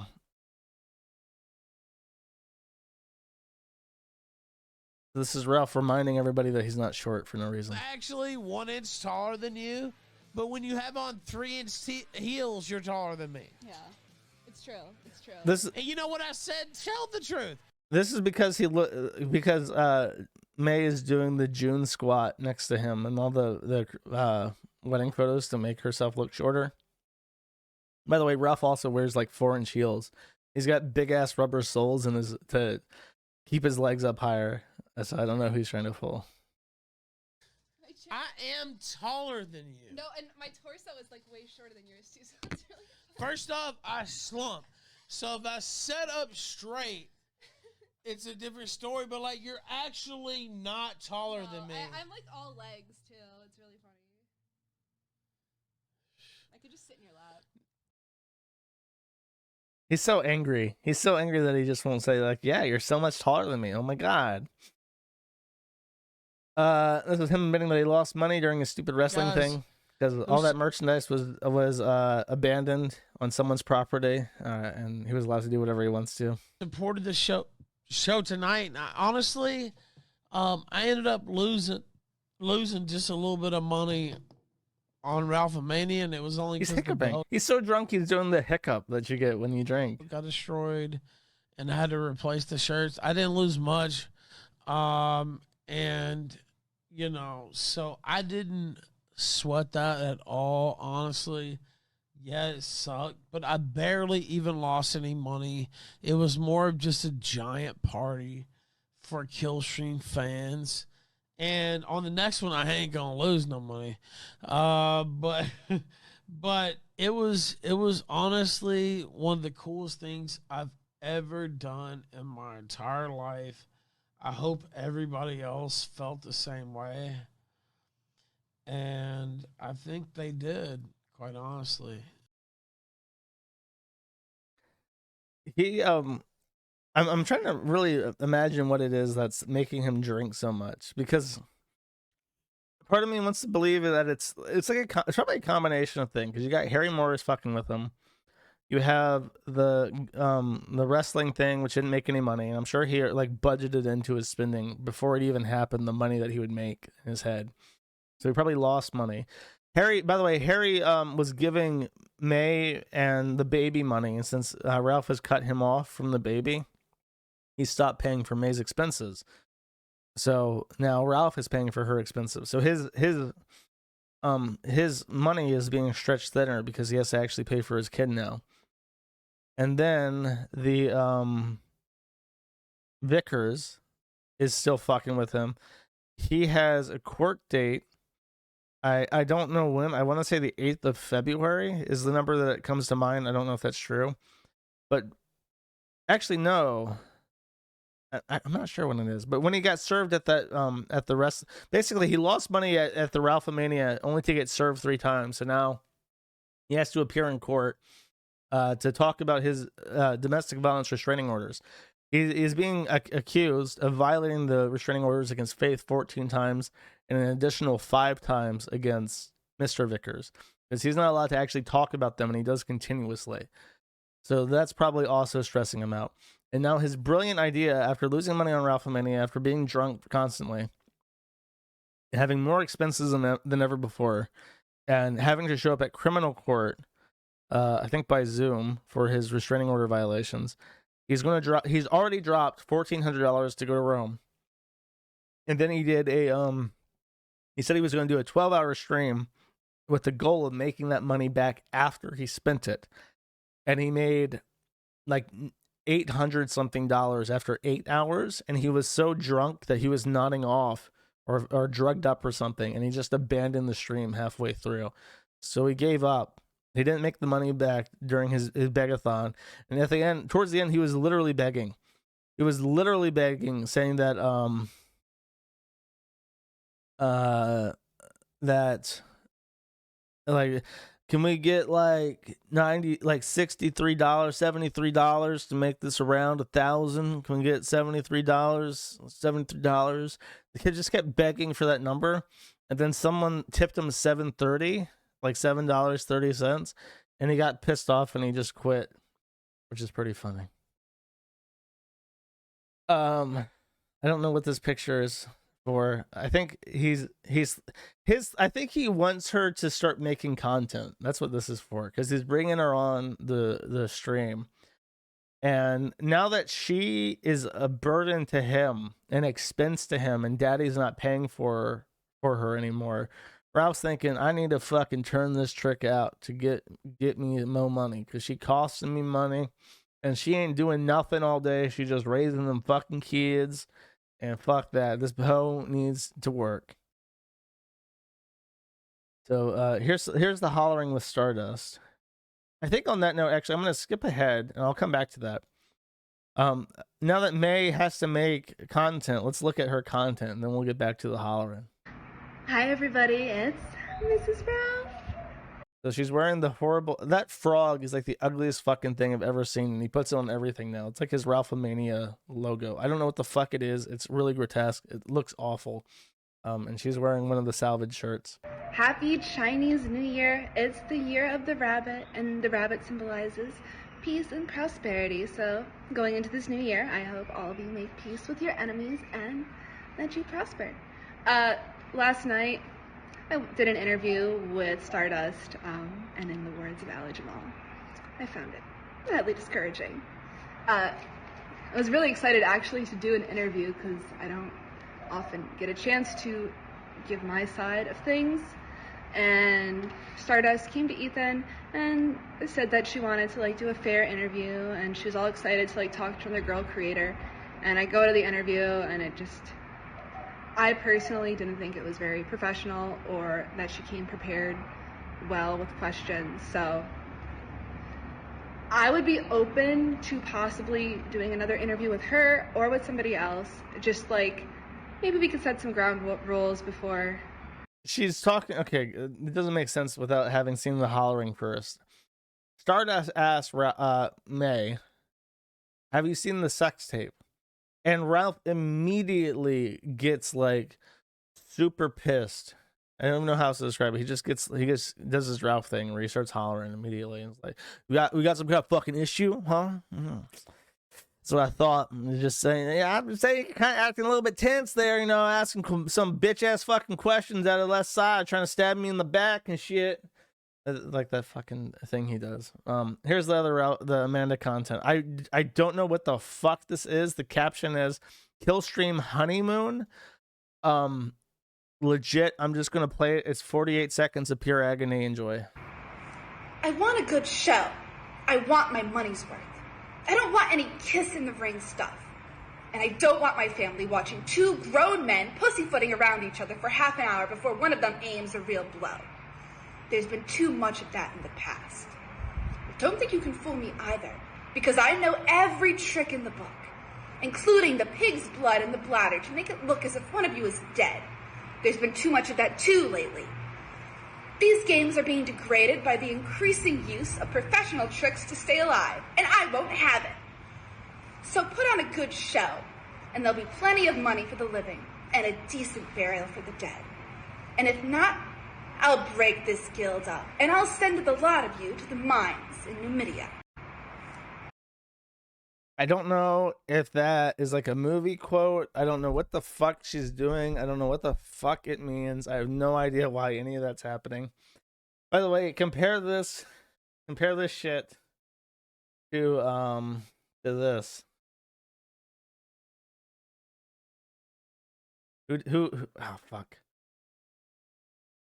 Who did it better?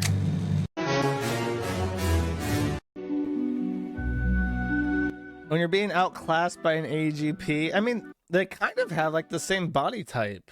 That's exactly what I think Amanda looks like if she wore skimpy clothes. She might have less of a Michael Jackson face though, but I don't know. Her face isn't particularly feminine. Let's see here. That's May. And that's, what's his face? Dylan. No, he has the LA nose. I think they did a nose job on him to give that pointy nose that all the LA people have. They don't really, the face doesn't look alike, but the body is pretty similar. So, this is her. Ralph sat down and said, bitch, yo, Papa, you know, I was okay having you around with you taking care of the baby, but you got to make money. That's just how it works. May, you understand this, right? I'm gonna tell you something. So now that your papa ain't paying for you no more, you gotta find a way to make money. And I have a couple options lined up. You can either make one of them YouTube channels, you can help with a Keel stream, or you can do OnlyFans. It's up to you. And now May is like desperately trying to avoid being thumbed and put up on OnlyFans, or being left abandoned in the streets of Mexico. So she's trying to figure out something that she can do to make money. And this was her best idea so far.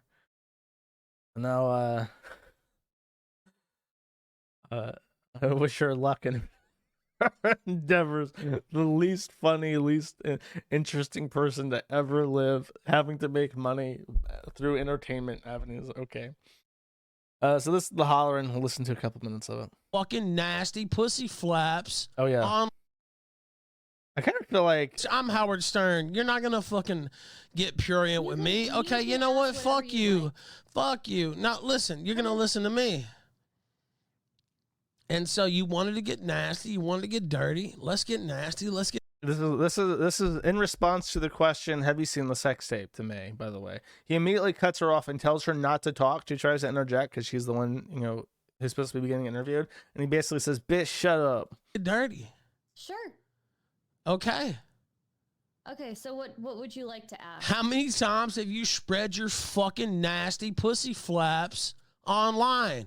And but I started like 5 minutes in. The reason why is he asked this question over and over again. I saw this live. He just kept saying the same thing over and over again. So like, again, a woman offends him, so that's like his thing is just like becoming like fucking vulgar and grotesque immediately. He really gets pissed off about that. I've never done that. I don't believe that. You never shown your pussy online. You've never shown your fucking pussy online. You asked about, you know what you asked about? You asked if she had seen the sex tape of the mother of my other child. Do you know who you're talking to? Do you think I was going to let you off light with the way you talked to the fucking mother of my other child, my wife, who I just got married to the other day? Bitch, you don't know who the fuck you're talking to. How many times have you spread your fucking nasty fucking pussy online? I didn't mean to. Yeah, you meant.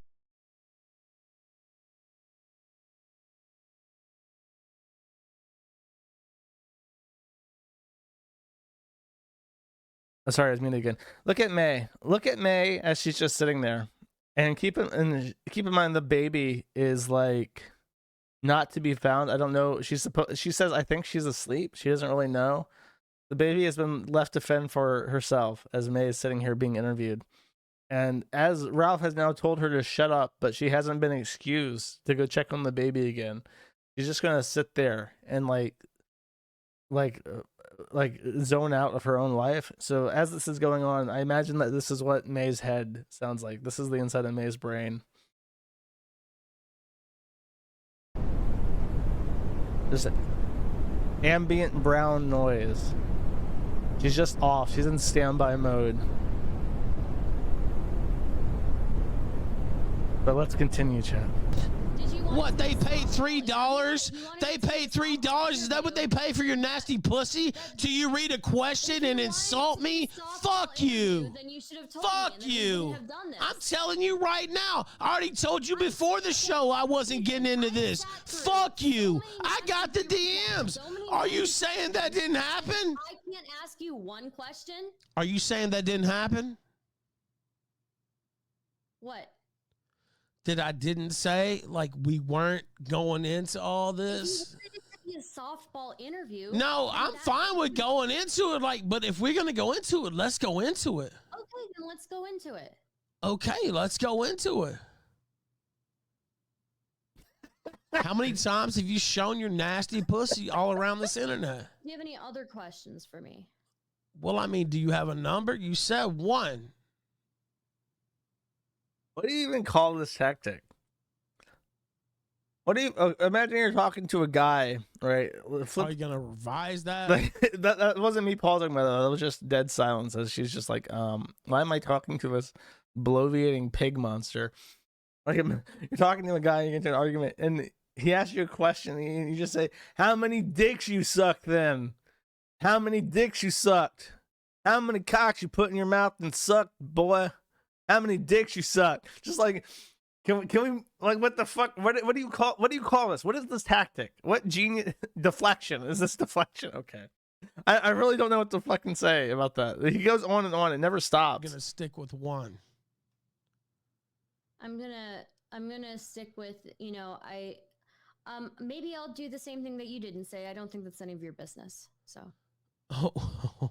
Oh, well, you damn sure thought it was your business when you asked me that fucking question, bitch. You should just ask that what I said. She just asked him how many dicks you sucked. You got some pretty dick sucking lips, boy. How many dicks you sucked? I don't buy for a second. You ain't never sucked no dick, boy. I can tell by looking at you that those puckered up little pig lips of yours have been wrapped around 50 cocks at least. Just keep saying that. See how long it takes for him to chimp out. But she's like too nice. She's too nice to do something like that.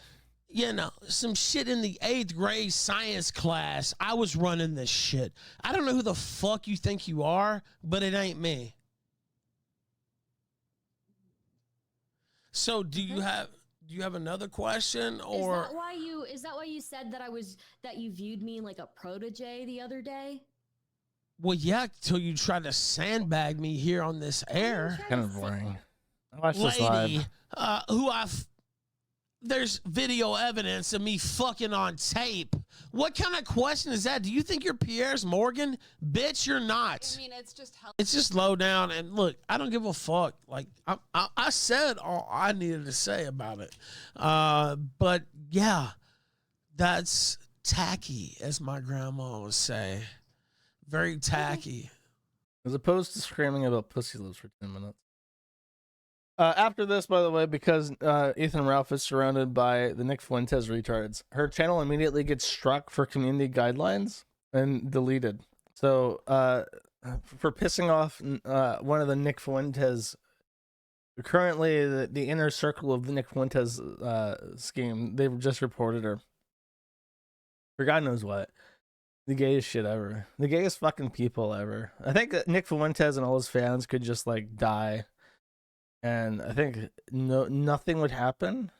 Well, who if Nick Fuentes and everyone in like in the circle die, just dropped dead, got Waco'd in some kind of compound, what would happen? Who would we miss? Who would be good in that group of people that died? A single person? Can we name someone? Can we name someone that we like in this? Kanye? Beardson. Oh, that's a joke. Good jokes. The lulz. Kai. Beardson. Baked. Baked's going to jail. Who you people really like Baked? Is that like a meme? Or Beardson? That's like feels like a meme. I feel like only Ralph dying in the Waco compound would be missed. I would miss Bibble.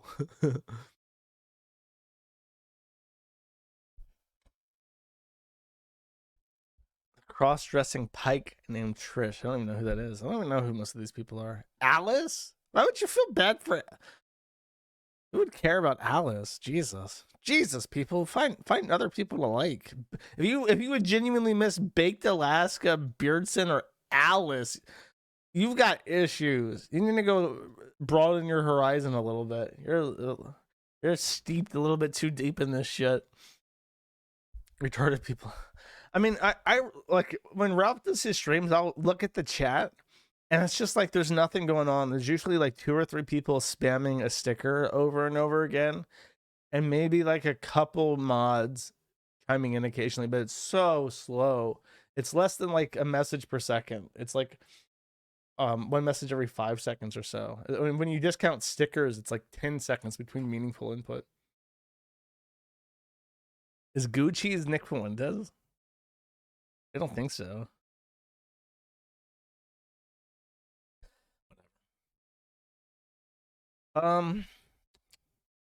So I think I've reached the end of my notes. This is the time where I ask my chat. Did I miss anything? Should I cover anything else? Someone mentioned people I didn't know at the beginning. I'm not gonna look into that for this. Yes, Worski. Okay, Aiden. Who the fuck is Eliza Blue? What is this? This is like the second person to mention Eliza Blue. Social media has begun banning people for screenshots of YouTube. Twitter backs human trafficking advocate Eliza Blue despite evidence of deception. Child trafficking grifter Eliza Blue in her collapsing house of cards. I don't know what this is. It's a short-haired lady. And apparently she's the child sex trafficker. She's a cam girl. Oh. I mean, dude, that's why I say I don't have like any kind of feelings. I don't feel bad because I understand that there are some women in like porn and who are whores who are like sex trafficking victims. But then, you know, so many of them also engage in sex trafficking. And they like I hate whores. I do. That's like, you know, it's I don't feel bad for any of them. She has a human trafficking survivor, he says. That's pretty fucked up. That's like those madams who run like a whorehouse themselves, but she's like a sex trafficker. I don't know who PV is. The only update on the Ricada drama is that Drexel is in the Discord chat for his streams, acting extremely fucking gross. And I can't even comment on it because I would just get banned for YouTube. Let me just read some of the things that he said. I need to figure out a good way to say, like, I don't have like a black person voice because his voice is very deep and my voice doesn't go that deep. It just goes like, I don't hide shit, and unlike 99% of people in this server, I show my face and state my real name. Anyone not on that level is just all take and hand lotion. I hope internet anonymity goes away so we'll see how much shit anyone talks. Refer to troll Charlie Zelenoff running his mouth to then heavyweight champ Deontay Wilder. So he doesn't like... This is Drexel in Discord chat. He's talking about how he doesn't like anonymity, even though that's a constitutional right, and anonymity has been enshrined as a First Amendment pillar since Thomas Paine published Common Sense in the 1700s, because he published that pamphlet anonymously, and it was a landmark literary achievement that persuaded a ton of people into wanting to be independent and to have a liberal society that made the strongest empire the earth has ever seen. He did that anonymously, which is why we generally protect anonymity as a First Amendment right. You would know that if he wasn't, one of them, if you know what I mean. By the way, someone left a comment on my last stream. This person had been subscribed to me for 2 years, according to a little badge on their profile. I'll read it. I posted the screenshot somewhere. Shout out to VBLEGH1 exclamation point, subscriber for 2 years. Comment of the day: is he legitimately racist now? It's not a very funny bit. So I'm in my racism bit for this stream, which apparently pisses off some people. That is what I was reading was from Drexel. He continues. The talking about Nick and myself while we make money and live life. Yeah, Major L. Tell me all the legal women you cherish and I'll nut all over them. Be a good boy and eat some black bull cum. I'm getting back to my workout. I'm getting ready to make more money. I hope all is well with you, L. They're all the fucking same. This is why I don't take, I can't find that kill yourself man guy. I just can't find them funny, because be a good boy and eat some black bull cum. It's just like you talk to a black person and it's just my dick, my dick, my dick, every fucking time. Someone linked me this song, by the way, and it's a song by the Melanated People.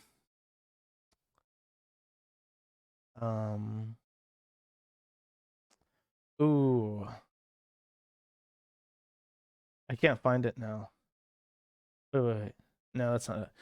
But it's like kind of like the Pink Guys racist song "White Is Right," where it just goes but it's sung by black people. So instead of just being like a song about racism, at the end it's just like, I'm white and I'm jealous of BBC. And black people have such big penises that I am very envious of. Did I mention the BBC? And that's just how this, the song was funny at first, and then it just deteriorates into that. It's like they're all the fucking same, every single one of them. It's extremely it's like, yeah, I don't want anything to do with you. I don't want to talk to you. I don't want to know you. I don't want to live next to you. I want you far away from me. So that's the Ricada update. Drexel is also being a fucking retard. He's catching a lot of flack because he told this awesome story, which totally wasn't made up and totally isn't from a porn, where he was friends with this woman that he was fucking for a long time, and she had a daughter that was a teenager. And then the second that she turns 18, he fucks her daughter, and her mother gets upset because, this black guy that she's been seeing fucks her daughter. Which I think there's an expression that is shared around in racist circles about predicaments like this. But he's bragging about this, and I'm thinking that's quintessential grooming. That's the actual definition of grooming. Especially because how when they say children who get molested, they get molested by someone they know, that is almost always the stepfather. So when you have a stepfather situation and then you fuck her, even if she's legal, technically, that's really creepy and gross, and most people don't condone that kind of thing. But then he's just like, my dick, BBC, my dick. And he's relaying this story to Nick Ricada's audience as if it's this huge win. I'm just like, oh, okay. But I don't know, I've never liked Drexel, I'll be honest with you. Because I'm a knower. I'm a knower of things that people are not allowed to know, and I just know. You just look at them and you think, oh, I know what kind of person this is, and then you're right because you know things. And that's my racism bit for today. Anything else that I should cover?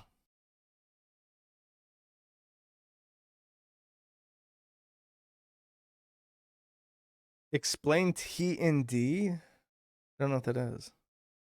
I don't know Cryax, bro.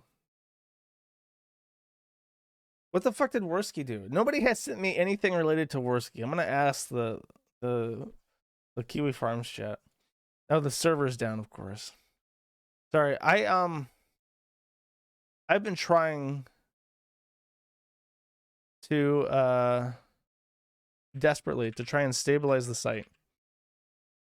And it's like every day I have to reboot shit, and it's the most annoying fucking goddamn thing on the face of the planet. Hold up, let me fix this, and then you can yell at me what you think. Alright. Now yell at me. T&D. I don't know. What the fuck is T&D? Oh. Oh! Okay. Yes, I see chats doing their patent pending racism bit. I disapprove.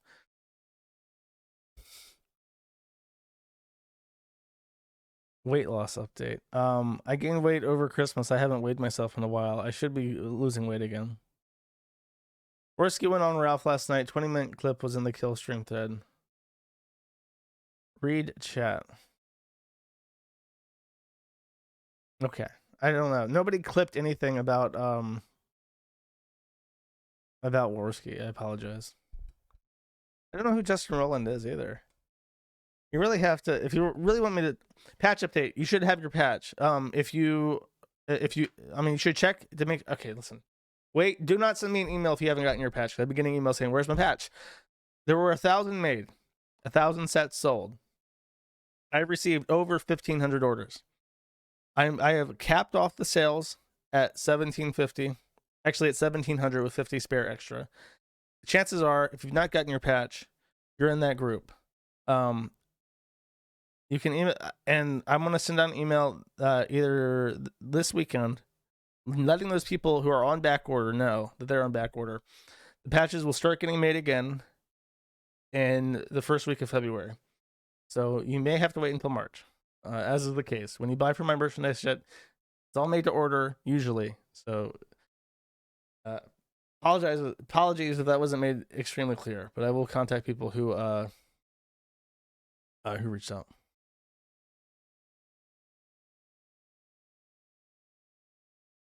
Pfizer shit. Project Veritas did a thing where they got a date arranged with the black guy, and the black guy was like, shit, man, we in there engineering viruses and shit. I ain't supposed to tell no one, but that's what we're doing and shit, man. Big snood, Papa Babo Gum. And then the guy comes in and is like, hello, would you like to talk about why, you're engineering viruses? And he said, I made it all up. I made it all up to get pussy. I made it all up. And then he physically assaulted the cameraman and then ooked out and then swung from a jungle vine out of the coffee shop that he was at. And that's the Project Veritas update. And I'm not joking. That's literally what happened. Word for word. Okay, I'm done. Your requests for updates suck. I will now read the super chats. We are officially in shill mode. I always appreciate people who stick through this. However, remember, I have a special super song that I like a lot that you'll never hear anywhere else. Never, ever. So stay tuned through the shilling.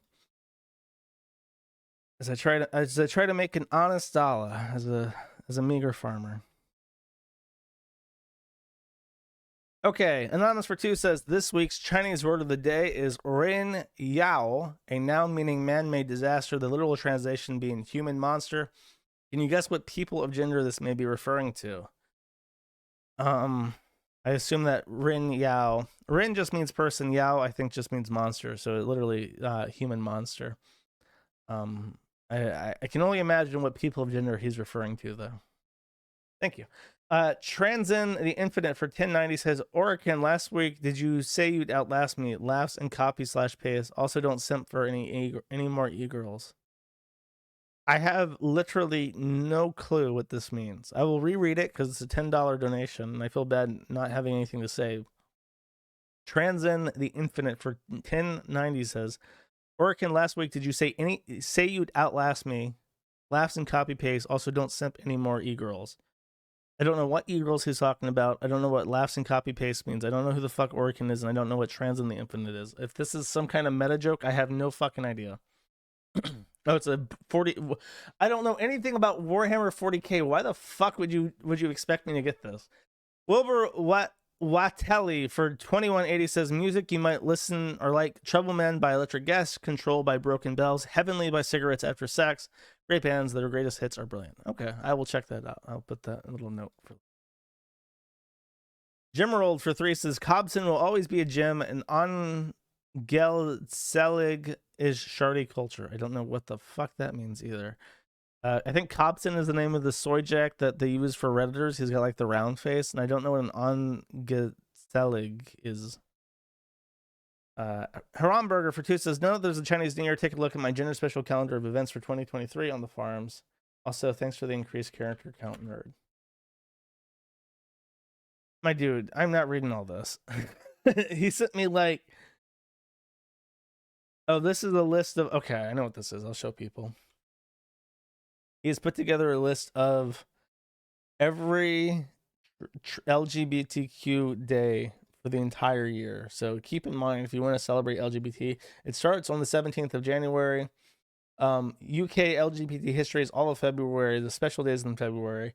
Bisexual Health Awareness Month, because, you know, they get AIDS and monkeypox and shit. And then give it to, if you want to know how straight women get AIDS and monkeypox, they get it by bisexual men. So Bisexual Health Awareness Month, all of March. More all of June, some days in July, 1 day in August. So August is the straightest month of the year, according to this chart. And that's only Gay Uncle Day. I don't know what the fuck that means. It's only a social media campaign. August is our month, boys. August is our month. October, all of November for Trans Awareness Month.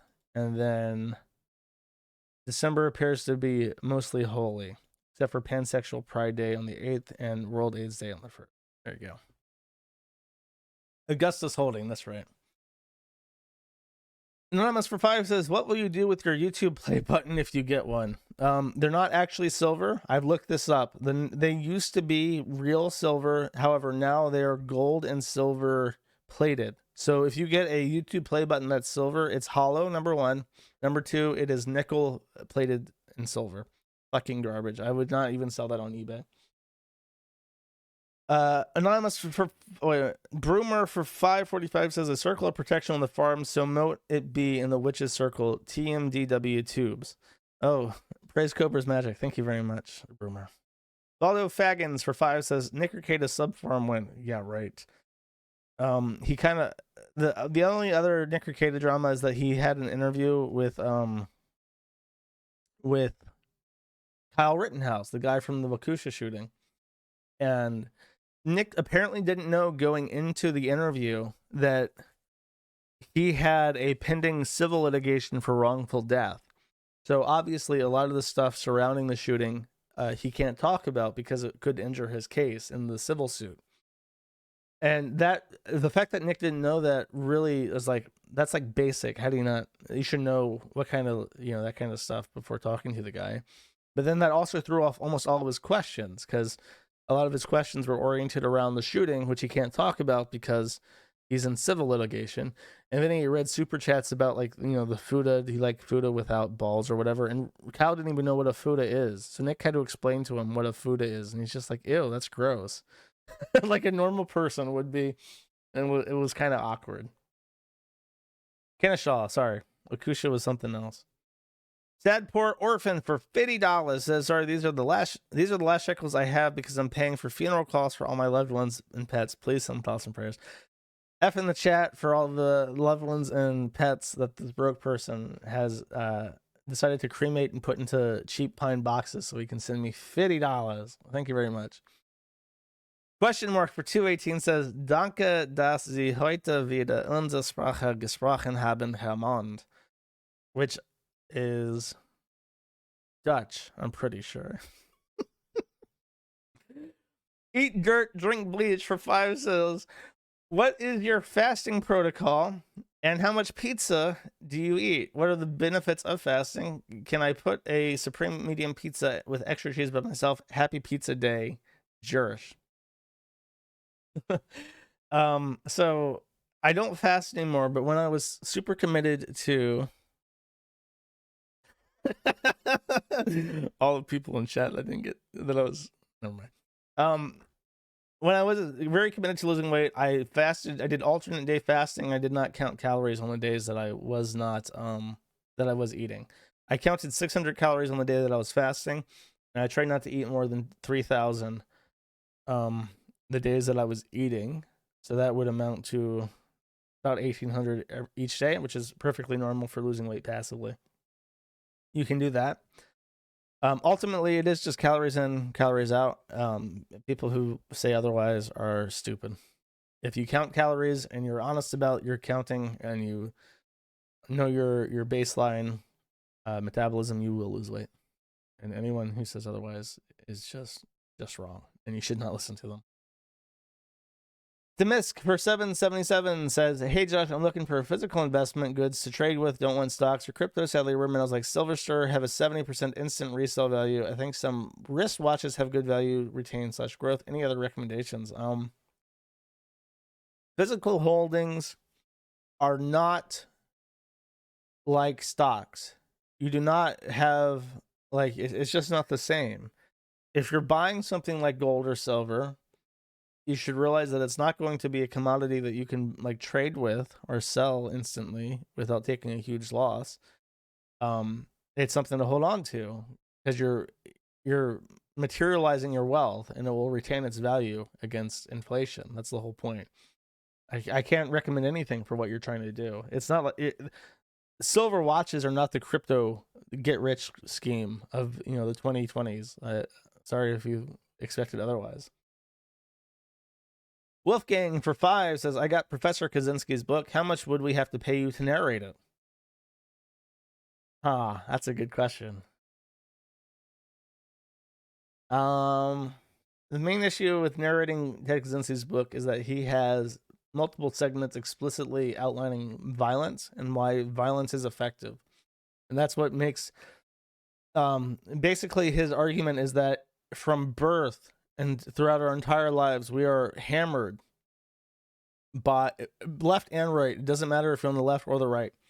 We are hammered. And the one thing that the government enforces equitably for all people is that if you do anything violent, especially against government employees, you get punished for it. That's because the system is afraid of violence. That's his argument. So he argues that violence is extremely effective. And that's something that if you promote as an idea, you draw a lot of negative attention to yourself. So I'm not sure I could ever commit to reading Ted Kaczynski's book, because even though I do suggest it as a read because it is extremely interesting and a lot of the stuff he says about over socialization is very prescient, to actually endorse those ideas or to narrate them would be really risky. I'm not sure I can deal with that right now. Thank you. The Buffalo Cube for 10 says, "Jersh, what is your favorite weight loss meal? Also, is it just me or is King Cobra JFS looking really ragged now and more case cooking bingo when?" I'm not doing case cooking. I already explained why. King Cobra is looking pretty fucking ragged. He's not taking care of himself, which is sad. I mean, you see how he eats, you know why he's not doing too well. As far as weight loss food, when I lost 70 pounds, I ate a lot of popcorn. I would make popcorn. I would use a very little bit amount of spray, just enough to make it sticky, and then put a salt on it, because that doesn't have any calories. So I would know exactly how much I'm eating. It was pretty filling because it's all fiber, and it's pretty tasty too because it's like salt. Thank you though. Stinky Stanky pretend says, "I like when people pretend that communism would be accepting to loser goober buttholes and tacos." Anyways, any more news about Hogwarts Legacy? I'll be playing that when it comes out. I'll let people know when I'm going to. I'll play that for about 3 days before it comes out for everybody, but I'll play it during the pre-order period. And yes, Stalin would obviously completely exterminate everybody like David Muscat. Small Child Eater for 1 says, "Hey Josh, big fan of the show. On the topic of merch trends, would you ever consider getting a group of artists together to create some sort of unique physical release of the KF Comp album or something of that sort? Might be a cool community showcase as well. I've considered doing a Christmas album and getting people like MC Jarbo. Maybe there's a bunch of people who do music that I thought would be interesting for it, but that kind of stuff is a lot of work. And for whatever reason, December is always the worst possible month to try to get anything done because the site's usually having issues. No one important 818 for 5 says, hey, Jersh, who did start the Quickie Farms? Also, a date if you can. Did the name change to Kiwi Farms? You can Google this. The original founder was called Champtham. And if you type in the right term, you'll be able to find the post where we rebrand from Quickie Farms to Kiwi Farms. But it was a couple years. It was like 2014, 2015. Susan Wajishkishki says for 10, and that's how it's spelled. It's not. People got pissed off. There's a guy that donates named Dainties Inferno, and that's literally how it's spelled. So I'm not doing that wrong still. That's just how he spells it. If Italian pizza delivery guy trips and falls with a pizza in hand, what sound does it make when they both hit the ground? Dago Wop. Oh, Dago Wop. Very funny. I got you. Also, congrats on keeping the site up for a decade. Well, if you take that out, all the downtime, we're probably about 6 months behind. A full 10 years at this point, but thank you very much. City Slicker for 10 says, Anita's got iDubbbz doing Shuck and Jive. Next, you'll have them sing a good old neighbor work song. If Anita did manage to get iDubbbz in a cotton field singing Swing Low, Sweet Valentine, that would completely redeem her in the eyes of myself in particular. The guy that submitted the Dago Wop meme did it twice for $20. So I will read this again. This is the exact same thing, but he did it twice. Susan Wajishkiki for 10 says, if an Italian pizza delivery guy trips and falls with a pizza in his hand, what sound does it make when they both hit the ground? Do you know, chat? Do you know the answer to this? Dago Wop. Dago Wop, chat. And he says, congrats for keeping the site up for a decade. Thank you. I appreciate it. Ziggy Piggy Neggy for 15 says, the public reception to the Ukraine-Russian war has been troubling. They get so invested in the conflict that they know nothing about the history of, know so little about the people, yet they bay for blood. I think boredom and impotence in industrial society. It is absolutely the bloodlust of the impotent, over-socialized man begging for something to happen. We live in an era of Pax Americana where fucking nothing happens. We don't even have good wars anymore. People want to see people dying, women being raped, children being blown apart by artillery shells. They'll never say this, but when it happens, they're all about it. They're gonna, they'll wring their hands and say, "Oh, the huge humanity, we must do something about this evil Putin." But to actually feel stirring in their souls, their very souls, for a cause that has life or death consequences and the fate of nations at hand, it's so exciting that the cattle, the neighbor cattle, just can't help themselves. They can barely contain their bloodlust. It is literally bread and circuses. But there's a quote by some guy with a mustache, something about how the spirit of mankind longs for violence. And actually, no, that wasn't Mustache Man. That was Physics Man. It's from Industrial Society and Its Future that he says that people have a naturally violent side and they need it satiated every so often. And they currently do so with placebos. But in the heart of all men is a violent streak. I'm pretty sure. It could be both, to be fair. It might be both. I'm not sure. Pope Urban for 4 says, can you please explain Sneed? I don't get it. Okay, so 20 years ago, there was a show called The Simpsons, and they aired a sketch where Homer Simpson decides to go, he inherits a plot of land, and I've never actually seen this episode, I'm just going by what I know. He inherits a plot of land, and he decides that he's going to grow agriculture on it. So he heads to a little store out in the sticks called Sneed's Feed and Seed, where he is greeted by Chuck, actually. And Chuck is the former owner, because it says so on the sign. It says formerly Chuck's. Now, this sign went unnoticed by almost everybody, but someone deduced 20 years later that if you follow the alliteration at play and replaced the "eed" in Sneed's Feed and Seed with the "uck" in Chuck, you get Chuck Suck and Fuck, which is very different from Sneed's Feed and Seed. This joke was so inspired, so subtle, so hilarious that it caused an entire community of people to lose their fucking minds and start making sneeze jokes constantly until the moderators of TV on 4chan committed suicide en masse, and it's just sort of stuck around ever since. I'm glad. Thanks for asking, Pope Urban. Ludwig for 5 says, I made a 4-second video of my favorite Jack Scalfani moment. I don't trust this. I'm gonna see.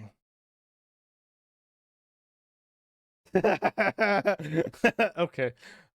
I'll play it. Get ready.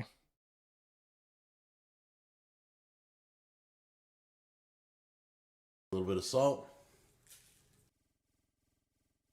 A little bit of salt. He is preparing a turkey, and he says a little bit of salt. And then because he is a clumsy seizure man with clumsy hands, he just throws it on the fucking tray. He completely misses the giant ass turkey. I don't know what the fuck he's doing. That is a 0% salt contact with that turkey.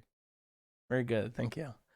Roxanne Wolf for 10 says absolutely nothing. They might set out the Kennel Club, but unfortunately chat died during my stream because chat's a piece of shit, and I'm so fucking done with rebooting my goddamn database cluster over and over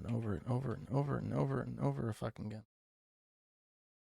Burger Mutt for 2 says Jerish looking at Professor Edward Dutton on YouTube and maybe read one of his books. He discussed evolutionary psychology, and this stuff fits like a puzzle piece with the works of Ted Kaczynski. I recommend watching Prison Works or What Kind of Women Get Abortions.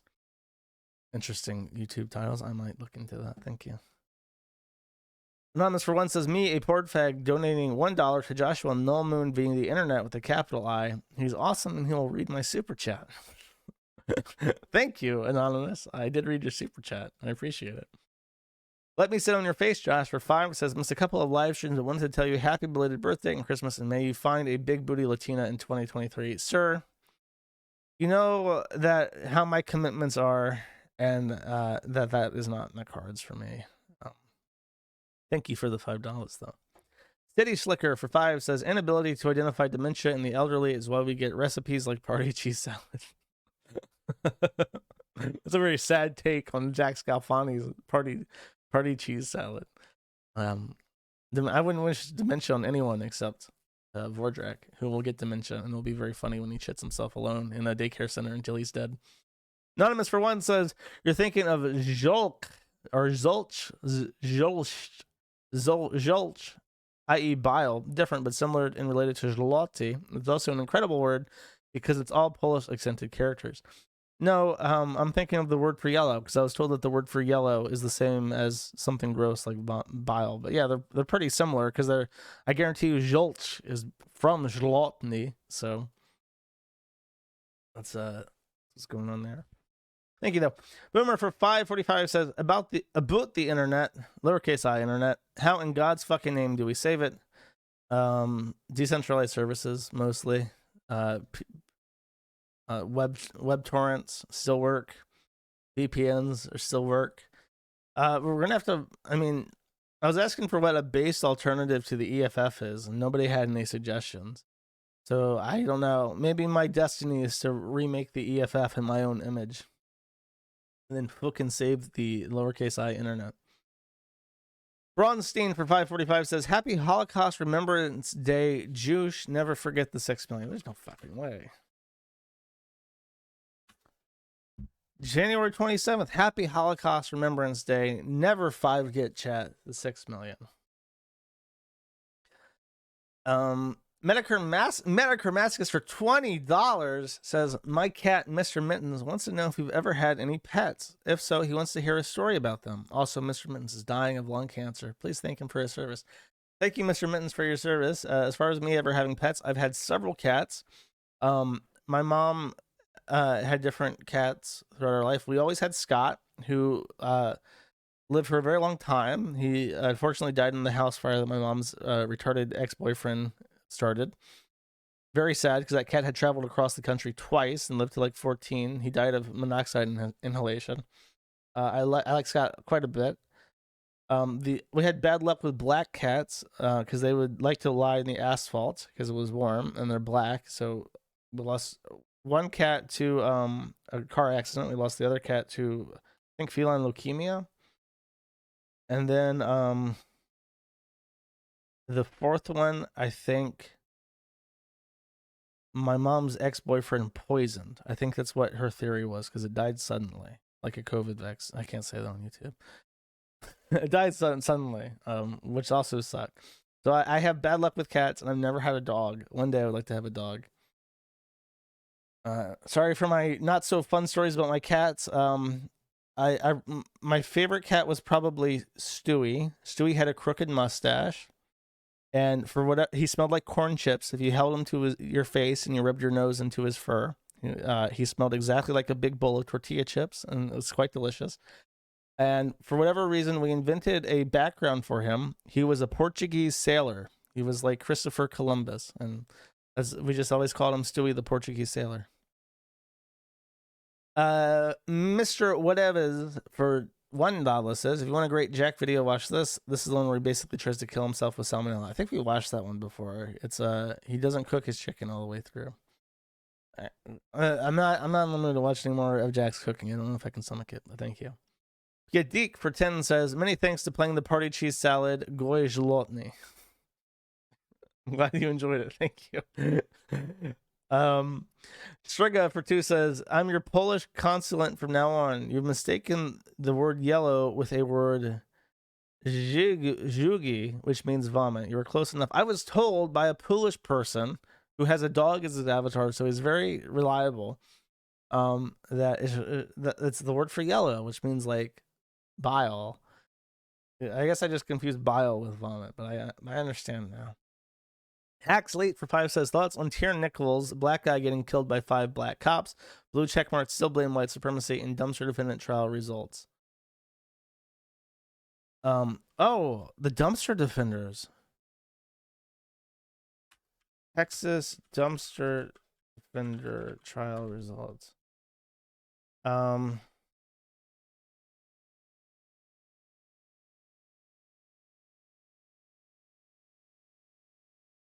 What was the name of the dumpster defenders?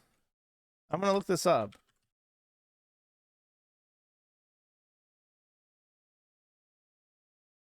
I doubt it. What's their name? Take your swing. Yeah, I doubt it. It's that. It's like, what's the name of...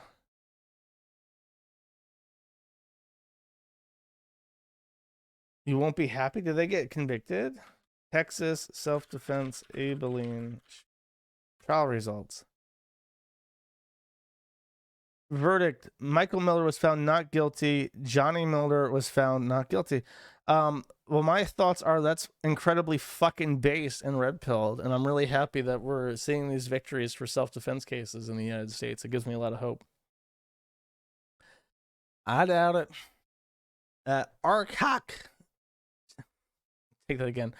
Arkan Chernoy, for 1, says, take me rubles, Mrs. Luna. I don't know why you're calling me Mrs. Luna. That makes me uncomfortable. Stop sexually harassing me. Thank you, though. 1, 2, 3 for 5 says, might have missed this, but why was Jonathan Yanev removed from the front page of Kiwi Farms? It's because his board is completely dead. You can still find his thread in Stink Ditch. Anonymous for 10 says, been watching for 2 years. Keep up the content.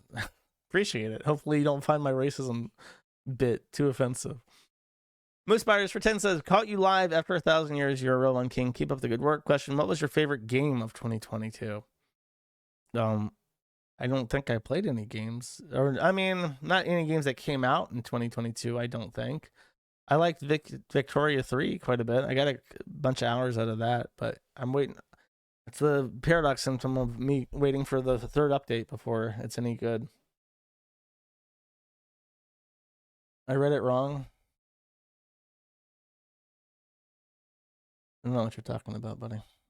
This dude is spamming, begging me to say that I read the wrong what? Abilene, Texas shooting update. Is this not the right one? No, this is the right one. It's the fucking photos of the guys. Oh, I read Johnny Miller was found guilty. Okay, so one of them was found guilty. That's fucked up. My bad. I did read it wrong. Okay. The dad was guilty. He wasn't. Was he the one that shot? They both had guns, right? Why was the dad found guilty but the son wasn't? Junior is free. That's fucked up. It feels like it's identical. How was the dad guilty? Did he? Because he didn't have a gun. Oh, he did have a gun. The dad was provoking him. That might get turned on appeal. So that's bullshit. If they found the son not guilty, then the dad should be not guilty too. Oh, fuck. That dude was a screaming lunatic. There's not a chance in hell I would find either one of them guilty. Small Kitten for 5 says, what was your most memorable Dota 2 experience? Meow meow. Oh, geez. Okay. One that sticks out is in the early days of Dota, because they ported the game over from Warcraft 3 basically untouched. So a lot of the griefing that you could do in Warcraft, you could also do in Dota. And a lot of people who play Dota were never around for this, but you could also delete. Oh, is my stream dead again? No, my stream is fine. Everyone just sucks. You could delete your allies' items by taking them off the courier and dropping them. So I had always been told by someone when I played Blockland that Estonians are the worst people ever. And I had never met an Estonian. At the time, I didn't even know where Estonia was. And I had been told during the beta, because I played during the open beta of Dota. Actually, the closed beta where you had to like buy it, like an invite to play it. That this glitch existed, and a lot of people complained about it on the forums for Dota. And I was like, I've never seen anyone exploit this thing where you can delete your allies' items off the courier. And the first person I ever saw after hundreds of games do this was some guy from Estonia who was just like a total dickbag and ruined the whole game. And that was my first interaction with Estonians. And I thought, wow, Estonians are really shitty people. Fuck Estonia. That stands out as particularly memorable. No, I don't know if that would be my like favorite memory from Dota. Just sort of like, yeah. Eat Dirt, Drink Blades for 5 says, where would you rather live? The United States of California, the Afro-Eurasia, Ultimate England Kingdom, or an Amazon lunchtime pod on Mars? None of those sound particularly appealing. They all sound exactly... I mean, we're probably not going to get raped in the pod. So maybe you can. I don't know. I'm assuming that there's rapes that happen on Amazon. I would stick with the good old US of C, because that's what I know. Banana Hammock for 5 says, fuck you, Josh. I bought Satisfactory a few days ago when it went on sale, and I've been sleep deprived ever since. I'm glad you've enjoyed it. Though, I mean, what happened with me is I got to a point where I got too annoyed at how the updates kept making me fuck around with all my builds. I'm just like, I can't be asked to redo all of this shit and manually move over all these inventories of garbage and shit. It's like, fuck this. Paul for 545 says, Jack Selfani thread has some of the best writing on the forum. I genuinely hope he pulls through. Oh, that's nice. I'm glad that you want someone to survive, maybe in a disabled condition, so that you can continue to bully him on the internet. Yolet fan for 8173 says, I know you are normally against anime, but are there any that you've seen you enjoy? Berserk is genuinely great. Oh, Berserk, the one with the rape, with the horse that rapes people, right? The rape horse. The most memorable thing about Berserk to me is that Gator had no issue calling me a pedophile for like 5 years. And then when Ralph called the artist who drew like Lolicon, who also drew the Berserk novel, a pedophile because he drew little kids getting fucked by horses, Gator had a sudden epiphany that calling people a pedophile is pretty egregious unless you have a lot of evidence. And he apologized to me only because of that. That's my mental association with Berserk. I've never watched it, but I know about the horse rape and the lolicon. That I've actually liked. I mean, I don't know if I can say I like it, but Watamote is designed to make you cringe. And it is extremely effective at it. It is one of the most like intensely cringe things I've ever watched. So I mean, just as sort of like a general, like it definitely accomplished what it set out to do. Watamote is like pretty fucking hard. I remember having to pause it constantly to get through it. It's just like, damn, that's fucking intense. Elfin Lied. I did watch Elfin Lied. I can't remember why. Oh, because I like the music for it. So I was like, fuck it, I'll watch this. There's a part of Elfin Lied. The only part that I can remember, she's like a magical girl that kills people or something. And it's all bullshit. The only part of Elfin Lied is it's extremely emotionally manipulative. There's a part where a puppy is like beaten to death with baseball bats. And this is like her tragic background that makes her like a murderer. I don't know if I can say I enjoy that though. It was pretty intense and I think it made me cry, but I like the intro music. And I think that's it. I think that's all I have to say about anime. Anonymous for 2 says, have you ever seen Michael Huel-esque sex tape trailer from Kerouac, the French guy that wrote Submission Bangs Dutch Art Hose? Absolutely nothing about this makes any sense to me or is interesting to me. I do not want to see some French pervert, probably Jewish pervert, fuck mentally ill woman. I apologize. I don't know what a Kerouac is. Thank you. Danny I for 2 says, I'm imagining in my head the 50-year-old Troon father is just standing there in the doorway, T-posing, asserting dominance against the failure of the son's personal space. If that man had any such audacity in him, he would not have raised such a failure to begin with. Destitute and genitalia for $20. I think says Gongshi Fakai. Pretty sure that's what that is. Let me check. I actually wrote Gongshi Fakai on a note, so I should be able to recognize it. No, it's not. I'm completely wrong. Let me translate this real quick. He did pay me $20.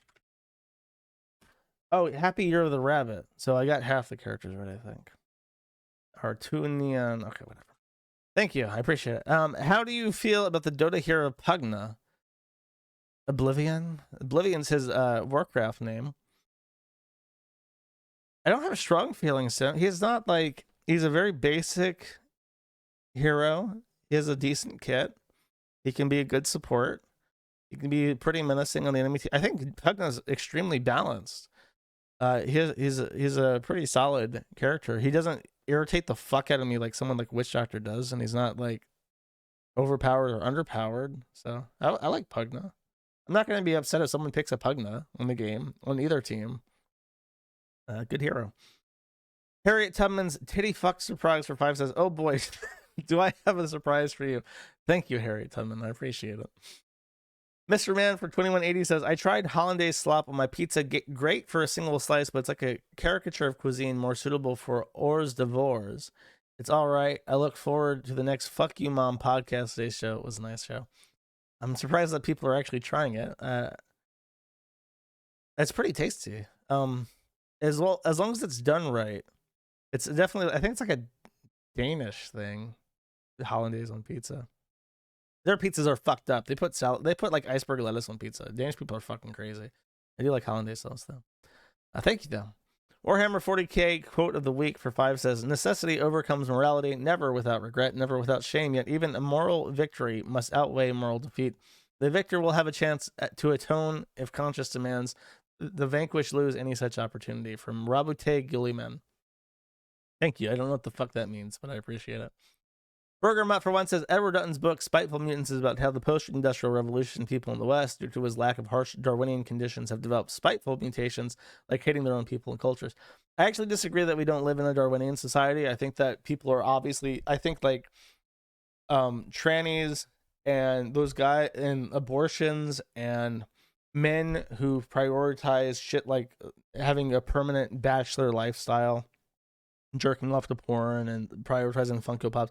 I think that shit is actually Darwinian. And I think that we've beaten Darwinism is part of the hubris that's rebuilding it's nature finds a way. Metacritic Sync Vodka for 1 says, Dylan Mulvaney looks like Caitlyn Jenner now. Lamau. I think he looks like Michael Jackson. But I guess that's an insult to the king of pop. Nostalgic for IBS, for one, says, I was listening to some 2018 streams. Apparently, you have been on a stream with Jim before. I guess you forgot. You, Ralph, Jim, Gator, Zidane, Harmful Opinions. You asked if any of them agreed Jarbo should have owned the Flaggatry. Ralph sounded coherent. I've never been on a stream with only Jim. I've been on a stream with Jim before in the big, one of the heel streams, I think. And then I was also on Jim when I was talking to Sargon of Akkad. Jim also got on that one. But I've never, before that last stream, I'd never spoken to him one-on-one before. Anonymous for 5 says, Native Americans are as ugly as Indians, but have the reputation of blacks. I've never met a Native in my life, so I can't actually opine on what I think. I have strong opinions about Aborigines. If you show like a black person an Aborigine, they're gonna have some negative things to say about that. I don't know. I can't say this on YouTube, but you look at like, I don't know. You look at like a fish, and then you look at like a shitty fish. You think those fish are related, but the bigger fish that's not so shitty is a different kind of fish than the shitty fish. That sums up my opinion, basically. Danny After 5 says, I'm genuinely curious how the hell Gunt still has money to piss away given every stupid decision he made at this point. He's truly turning into the late low-tax or hobo adult Eric Cartman in the recent South Park special where they're adults in the future. He still gets super chats. He's got Nick Fuentes' Midas touch keeping him afloat. Though I don't know. It's hard to say for sure. I can't see his finances. He can only make guesses about how much money he actually keeps and stuff and how much he spends on drinking, but I imagine it'll come to a head eventually. Numbers for 2 says, if God fucking forbid May did sorry, I didn't to that fucking weirdo Serbian guy who comments on every fucking stream telling me not to say the Lord's name, asking me kindly with a please not to say the Lord's name in vain. I apologize. I think I just caught myself for the first time. I don't think I say it that often. I don't think I say it every stream, but he always comments saying that. I don't think I usually do. So I don't know where it's coming from. But this time it's a super chat. And I read it, so I'm cognizant of the fact that I said it. If G-D fucking forbid May did OnlyFans content and post nudes, wouldn't that count as bestiality zoophilia content? It certainly would not be something I ever want to see in my entire fucking life. Rungle Pepino Spaghetti for 545 says, play Pizza Tower, it's pretty good. I don't know what that is. Is that a video game? Pizza Tower on Steam. Apparently a business joint in England, too, the Pizza Tower. Not to be confused with the Tower of Terror. Apparently this is overwhelmingly positive. Pizza Tower is a fast-paced 2D platformer inspired by Warrior Land series. Okay, I don't know. I don't know if I want to pay $20 for Pizza Land. Maybe I will, though, if I'm extremely drunk one day or something. rdrama.net for 5 says, for dropping the Bard pill on your viewers, love rdrama. Yeah, rdrama pays a lot more attention to the Reddit shit. Bardfin is one of their favorites because he is particularly disgusting, and more importantly, he's very influential at Reddit. And people try to bring up to him, like, hey, didn't you guys have like an actual pedophile as an admin on Reddit, and didn't that get exposed because of the Kiwi Farms? And he just deleted that reply because he has to cope, seethe, and dilate, literally. Curtis for 5 says, thanks, Church. Thank you. Nouns for 10 says, I fell in love with a cam girl. Someone shoot me in the head, please. Bro, just fucking turn off your computer. You gotta get over that shit. She will take every dollar and pretend to like you. If you try to like get closer to her, she will never, ever actually enter a relationship with you. It's just over. Stop watching cam girls. They make their money by emotionally manipulating retards. And right now you're a retard, my dude. Orican the Diviner for 5 says, Orican, you bastard, give me back the mysterious. Unlike you, it doesn't not belong in a museum. I have literally no fucking idea. I think there are people who like conspire to have a theme of super chats every episode, and they like specifically choose things I can't comprehend. Baldo Faggins for 5 says, so late April, early May on the Ricada something. I don't know. Take your bets, my dude. Dainty's Inferno for $100 says Jers smash or pass on Cecil McFly. I have nothing against Cecil, but I believe that Cecil is trans. I don't know if that's true, but my intuition says that it is. So that's a hard pass, my dude. But thank you for the $100 from Dainty's Inferno, who does spell his name like that, just to remind everybody. Anonymous for one says, "Hi Josh, when will be the next gaming stream, and what game will it be? Also, please consider playing Half-Life or Entropy Zero." I've never actually played Half-Life. A lot of people have wanted me to play Dead Space because it's apparently coming out for sale as a remaster on the weekend. But I don't know. The next stream will probably be the Harry Potter one. I'm just not in the mood to do video game streams right now. I apologize. Dainty's Inferno, spelled D-A-N-T-E, Dainty, for 15 says absolutely nothing. Thank you very much. Dainty's Inferno, spelled D-A-N-T-E, Dainty. Internet best friend for 545 says, I'm a poor Skid Row citizen who lives as a homeless and watch the stream through a kiosk and need financial help. Can I have career advice to become a successful farm business? Also, my goldfish drowned today. Can I get some prayers? Jokes aside, have fun and good luck. Okay, for the business... You need, for financial help, become a debt maxer.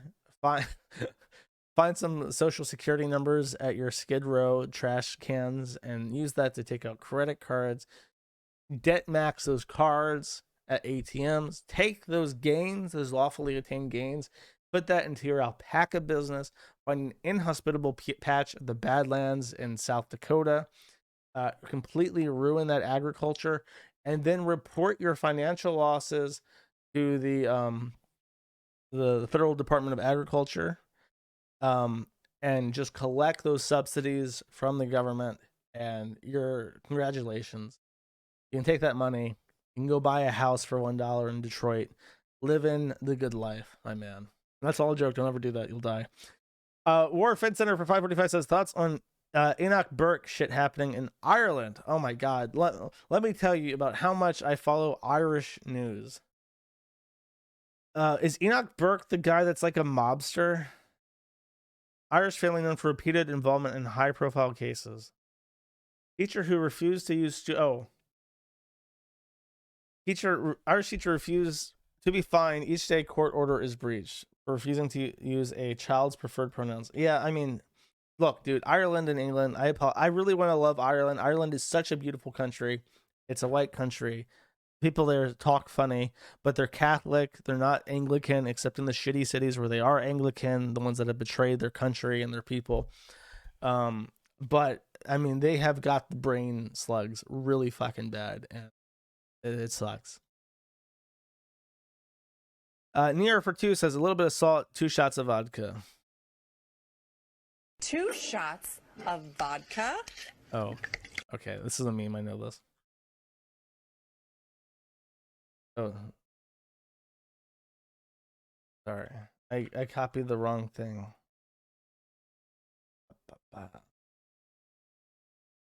2 shots of vodka.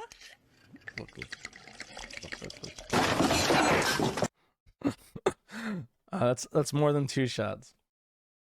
I'm sure she knows exactly how much she needs though to get through the day. Cole for 10 says, hey Josh, a guy was organizing a Kiwi Farms physical magazine in response to Drop Kiwi Farms, and I was going to be one of the authors. Since you recovered the magazine became pointless, can I send the article, The Ethical Case for Doxing, to you to post? Post it yourself. Make an account. The registrations are open, dude. Just make an account and post it. You might get some negative feedback, but whatever. It'll help you grow as an aspiring author. Kolya Dante for 35 says, I once played in a sheet over voice chat and got an Arab dude in trouble because his mother heard it and thought he was talking to ISIS recruiters. My Ummah Dawn has appeared was the title, not the favorite one, but definitely one of the best. If you go to kiwifarms.net/ oh no, I don't have that directory anymore. Shit, sorry. I have a directory of nasheeds, and there's a couple real, like they're really good. The music's really good. There's God, Syria, and Bashar. That's really popular. There's a bunch of ones from the one that makes really good ones is what's What's the one in Israel? Oh my god, I don't know how the fuck I forgot. Hezbollah makes really great music. Like there's that song, strike a blow at Tel Aviv. Uzra Buzra Tel Aviv. That song's a banger. There's a couple ones. They make good music, and it's really like primal. It strikes a masculine chord in your brain. Thank you though. Broomer for 545 says you'll get another 5 for even considering a new version of EFF. I fully support that. Accept my support there. You'll get on the gum road. Yeah, appreciate it. I'll have to really think that over. It's making a 501c3 is a really serious endeavor. It's ways down the road, a couple of years out, but I'm considering it because the EFF is not capable of doing what the EFF needs to be able to do because they're so afraid of being raped and murdered by trannies at this point. Now, Mr. Pipe says Justin Rowland is the Pickle Rick Man. He is currently canceled for domestic abuse and also grooming. Yeah, I mean, they're all the same in Hollywood. I'm not surprised. I don't even know how people can pretend to be surprised. Like if it comes out of Hollywood, it's either rapes or it's been raped or it rapes and it has been raped. That's everybody. There's not a single person in Hollywood right now that has not forcibly been penetrated or penetrates or does both or helps facilitate it as a female sex trafficker. They're all gross fucking perverts. No exception, except Tom Hanks. Tom Hanks is fine. Anonymous or Ice Mexican for 5 says the year is 2019, but you have the power of foresight to see everything that happens to blood sports community. So very narrowly what happens to blood sports in the next 4 years. How do you proceed with this esoteric knowledge? Oh boy. I'm assuming that what I do is not going to, I don't know. It depends on how my actions change the course of it. I would simply predict everything that's going to happen. I would vocally predict things, and then I would look like a fucking genius for knowing exactly what happens. And I would just simply bolster my reputation by cheating. Because what else am I going to do? Am I going to take out a life insurance policy on Ralph or something? I don't think I can. Look up Tom Hanks' son. Listen, I choose to be willfully ignorant to anything negative about Tom Hanks. I like his movies, and I don't care. I don't want to know. Don't ruin Tom Hanks for me. Shut up. Anonymous for 2 says, I promise you can stomach. It's 4 seconds long. This is my favorite Jack moment. Oh. It's a 4chan weapon, so I know it doesn't have sound. Okay, here we go. We scanned it to make sure there's no gore. He's got some kind of grill machine on. He flipped it over. I think he's unplugging it now. Oh my god. He appears to have overfilled it and the latch popped open and an omelet or something exploded out of the grill press. So he's fucked that up a little bit. Very impressive. The man was truly a maverick. Anime for 5 says Watamote turned into a Yuri. I give it a 0. No, it didn't. Not in the season that I watched. I don't know if they made a sequel or whatever, but she had the hots for a boy and tried to a famous guy and tried to flirt with him, but was really awkward. And that was one of the really, really awkward parts of the entire series was awkward, but I don't remember it being a Yuri. I don't remember anything pornographic about it. There was kind of an implied, she gets caught by she has a back massage wand and she gives herself a back massage and falls asleep. And it looks like she's masturbating when her dad walks in, but she's already asleep. And that's one of the, the entire thing is just super awkward, but it's not sexually charged at all, which is why I don't mind talking about it. But I think that's as close. I don't remember when it turned into I'm malding. Oh.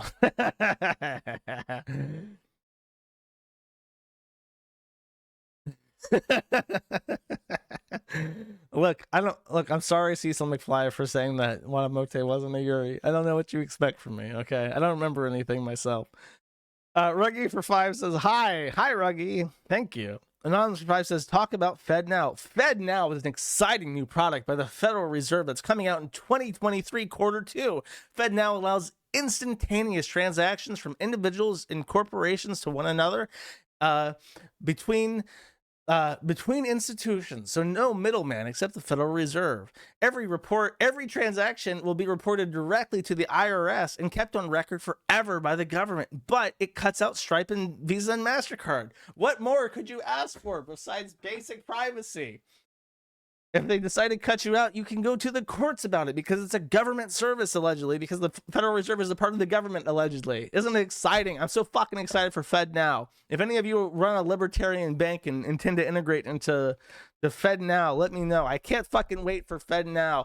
I kneel before you, Federal Reserve System. I can't wait to process bank payments again like a normal fucking person. FedNow.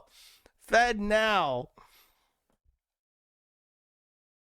Winston Fujimori for 5 says, where does your avatar of the cow wearing headphones on a human body come from? I think you once said on a stream that it comes from some music album, but I forget. Shaky Graves, Roll the Bones. And the one I use for my video game channel is the like 10-year anniversary edition of that. Rabbi Herschel Lieberman Berg-Blattstein for 15 says, here's your weekly shekels from your greatest ally. Thank you, Rabbi Herschel Lieberman Berg-Blattstein. I appreciate it very much. Matty Archiver 5 says, Ghislaine Maxwell is claiming Prince Andrew photo was faked. He determined to keep those cameras on. Would you review It Came From Something Awful by Dale Buran for Gumrobe? I don't know if it's good, but it would be interesting to hear your perspective.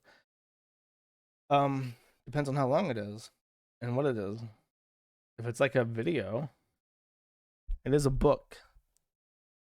Came From Something Awful, how a toxic troll army accidentally memed Donald Trump into office. That sounds like it would be really shitty. I find it hard to read books. I know that sounds retarded, but it's like, even a good book, I have issues staying interested in reading a book. I have like a e-reader, and I've put a bunch of stuff on it that I actually do want to read.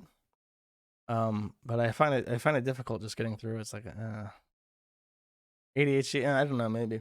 The last book I tried to read was Julia Savola's Revolt Against the Modern World. I think it was. And I think in that he's talking about how monarchy is the most human form of government, and straying from monarchy has brought about suffering. However, I don't find his points convincing, and he has a statement in there saying, I will provide no supporting evidence of this. Everything that I say is true, and it's up to you to believe me. And he literally does not attempt at, like, that word for word, that's what he says. And he makes no attempt at trying to back up what he's saying. So, I didn't finish. It's a very, very long book. It's very dry, and I didn't find it particularly persuasive. You can supply evidence for why monarchy is based. I don't know. Julie Savola couldn't. I've heard I have heard the argument from people that a benevolent dictatorship is the best form of government, but I definitely did not feel that way from reading the Julie Savola book. Polyprop Pretend says, hey Josh, just want to let you know I apologize to my mother for spurging out about the Fed lady paying me a visit, and the box I kicked is okay. I cleaned up all the ornaments that spilled out. Is this the guy? Is this actually him? Because I've read the name Polyfrog before as a super chatter. I'm wondering now if I made fun of him and he's like a listener. I'm glad you made it okay with your mom. You should probably move out, and you should probably get a lawyer. I mean, she's right. If you want to handle the feds your own way, you should do that from your house. I'm trying to be honest. And I'm good job cleaning up all the ornaments. Hopefully you didn't break anything expensive. Robo Gorilla Man for 545 says, I like big titty goth elf girls. Happy for you, bro. I don't think that elves can be goth, though. Aren't they supposed to be like the most majestic form of like creature? Would a majestic creature be gothic? I don't think so. Anonymous for 2 says, Jersh, I didn't mean that we beat evolution. We don't have the same natural pressure shaping our evolution. We have an environment that forces human evolution in weird ways. EX dumbs outbreeding smarts. That's a myth. The people most likely to have abortions are people who are economically disadvantaged in the U.S.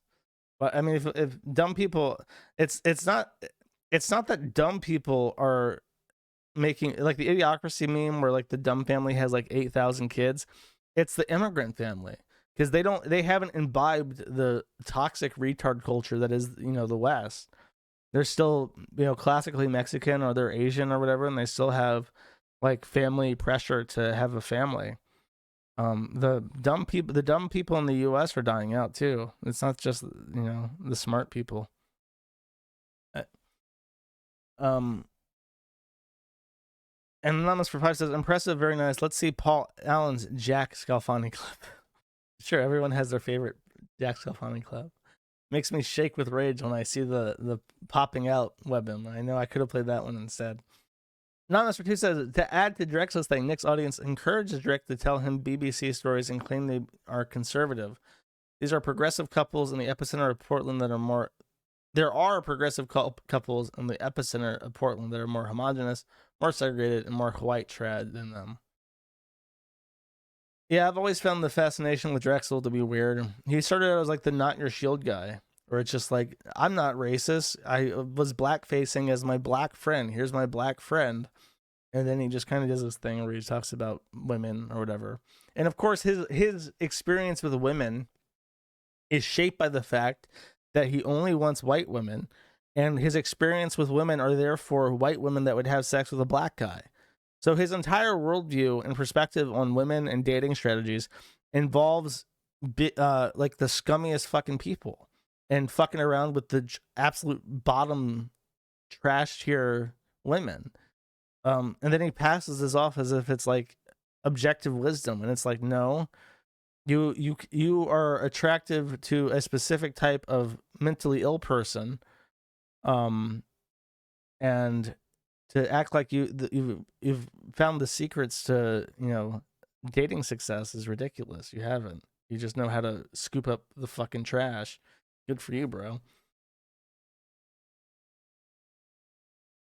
Colia Dante for 10 says, something awful was the driving force between the 2016 fascist takeover of the White House. Site owner Richard Lotex Kanka could not live with the guilt. That's a good alternative theory to why he shot himself. If only he had left a suicide note for his multiple children to read, maybe I would know more, but unfortunately he did not. Thank you, though. City Slicker for 5 says, libertarianism and its related governmental forms sound cool until you get Nick Rekitas and Drexels. Just like any system, you need intelligent people white enough to maintain it. That is the conundrum with any kind of loose government system, is that if you have a weak government, then it eventually gets taken over and becomes authoritarian. I mean, that's just, again, it's the cockclose. It's been formulated for 2,000 plus years. The system of how governments rise and fall, how they become free and then they become corrupt at the highest levels, and then they become authoritarian again because authoritarian rises up and the populace say, I can overthrow the corrupt elements. Then the authoritarian system becomes corrupt when it passes along to a weak inheritor or weak monarch, and then that becomes mob rule, and then it becomes democracy, and yada yada. It's been going on for a long time. This is nothing new. The death of our country and our society is nothing new. It'll give way to something else. Nate for 2 says, do you hate Destiny? Well, it's disappointing that he didn't learn anything from Max Carson. Oh wow, the disingenuous pedophile is a fucking backstabbing sociopath. Who would have figured? If only I listened to Josh. He doesn't say to himself because he doesn't learn. I'm glad he let me on his stream. He didn't clip out our conversation and put it on his channel, though. I guess he didn't want to promote my ideas. Very sad to see. I guess I'm sorry that he to butt into him building a factory. I know that's really important to him. Eat Dirt, Drink Bleach for 1 says, the Mori Quindai were the elves of darkness, those that did not embark on the journey over to the sea. To Amon and behold the light of the 2 trees of Valinor. Probably the closest thing to Goth in the Middle Earth, at least. I have no fucking idea. That's Tolkien, right? Middle Earth is Tolkien. I don't think that has anything to do with goth girls, is what I'm saying. I appreciate it, though. Thank you. Platinum Gaming for 1,000 library tokens. I don't know how much that's worth, like $3, I think. Make sure the streams and the work on the site, and then there's a broken ASCII code. Thank you. I Am Piano for 10 says, everyone watching this on YouTube is a massive chode and reads the Torah. I need Rumble to sign me. I need Rumble to give me money to promote their platform, even though Rumble is like the least functional of all the different platforms, unfortunately. Variety Channel says, "Hey man, would you have an interview with Jaden McNeil? He's a lot more funny than Turkey Tom and could confirm some of the swatting suspicions regarding Fuentes and crew, and probably have interesting questions for you too. Yes, what's your opinion of Adam Green from No More News?" I only vaguely know anything about Jaden. I know he's like affiliated with America First. I don't know how interested he'd be in talking to me. I really had nothing to ask him that he hasn't already answered a million times over, so I don't know. And I don't know who Adam Green from No More News is. I apologize. Near for two says, "Yo, what did Destiny mean by this?" And then there's a link to something. Let me mute. I don't trust you, Near. And you know what you've done to me.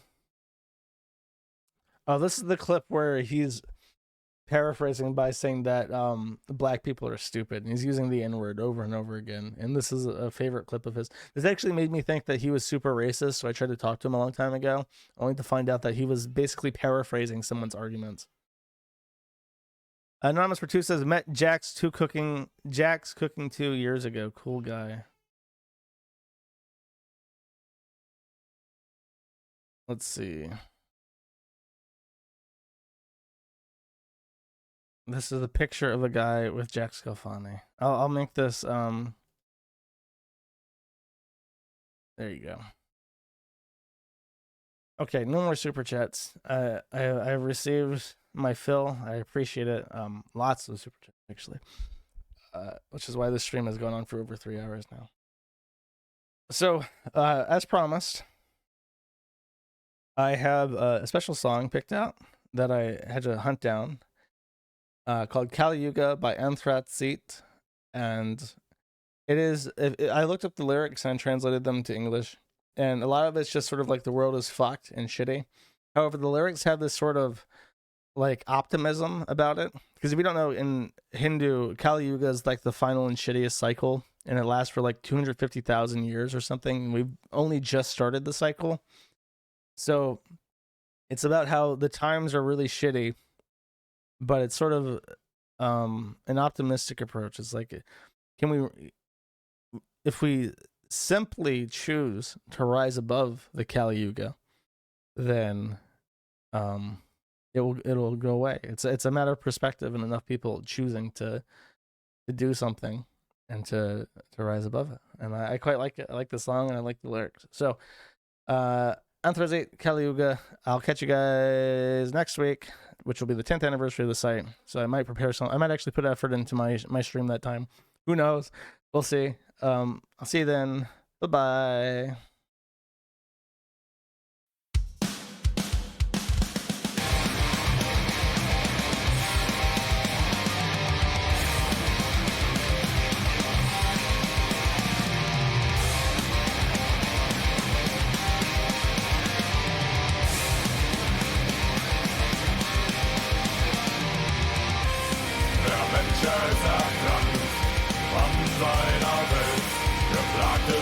Zweifel lässt sich seine Weichen stellen. Er hat keine Ideale, keine Vorbildfunktion, geschweige denn Visionen oder eine Option. Doch welches Licht den dunklen Mann, so dass es jeder sehen kann. Wann überwinden wir das Kali-Yuga-Zeitalter des Niedergangs? Dann sehen wir nicht Satyra-Yuga, die Schreckensherrschaft zerbricht.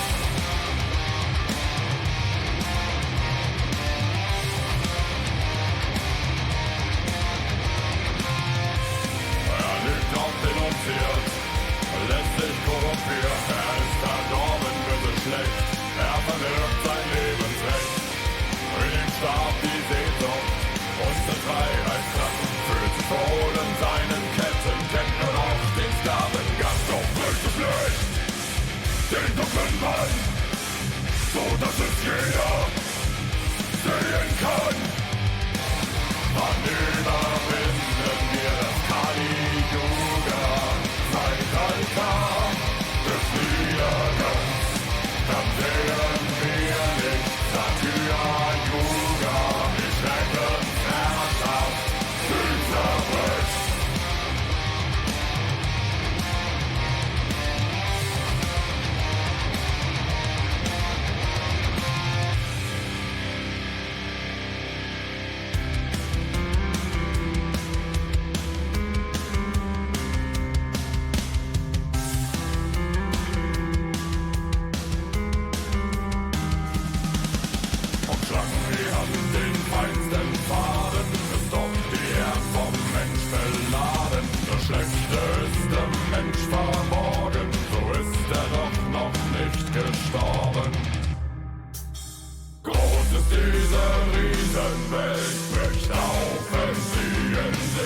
Welt zieht alles in ihren Schlund hinein, leuchtet an dem hellen Feuerschein. Groß ist diese Riesenwelt, ständig gebrannte, nichts in sich hält, verbunden ist im Lebenskreis, weil sie nur es von sich nicht weiß. Wann überwinden wir das Kali-Yuga-Zeitalter des Niedergangs?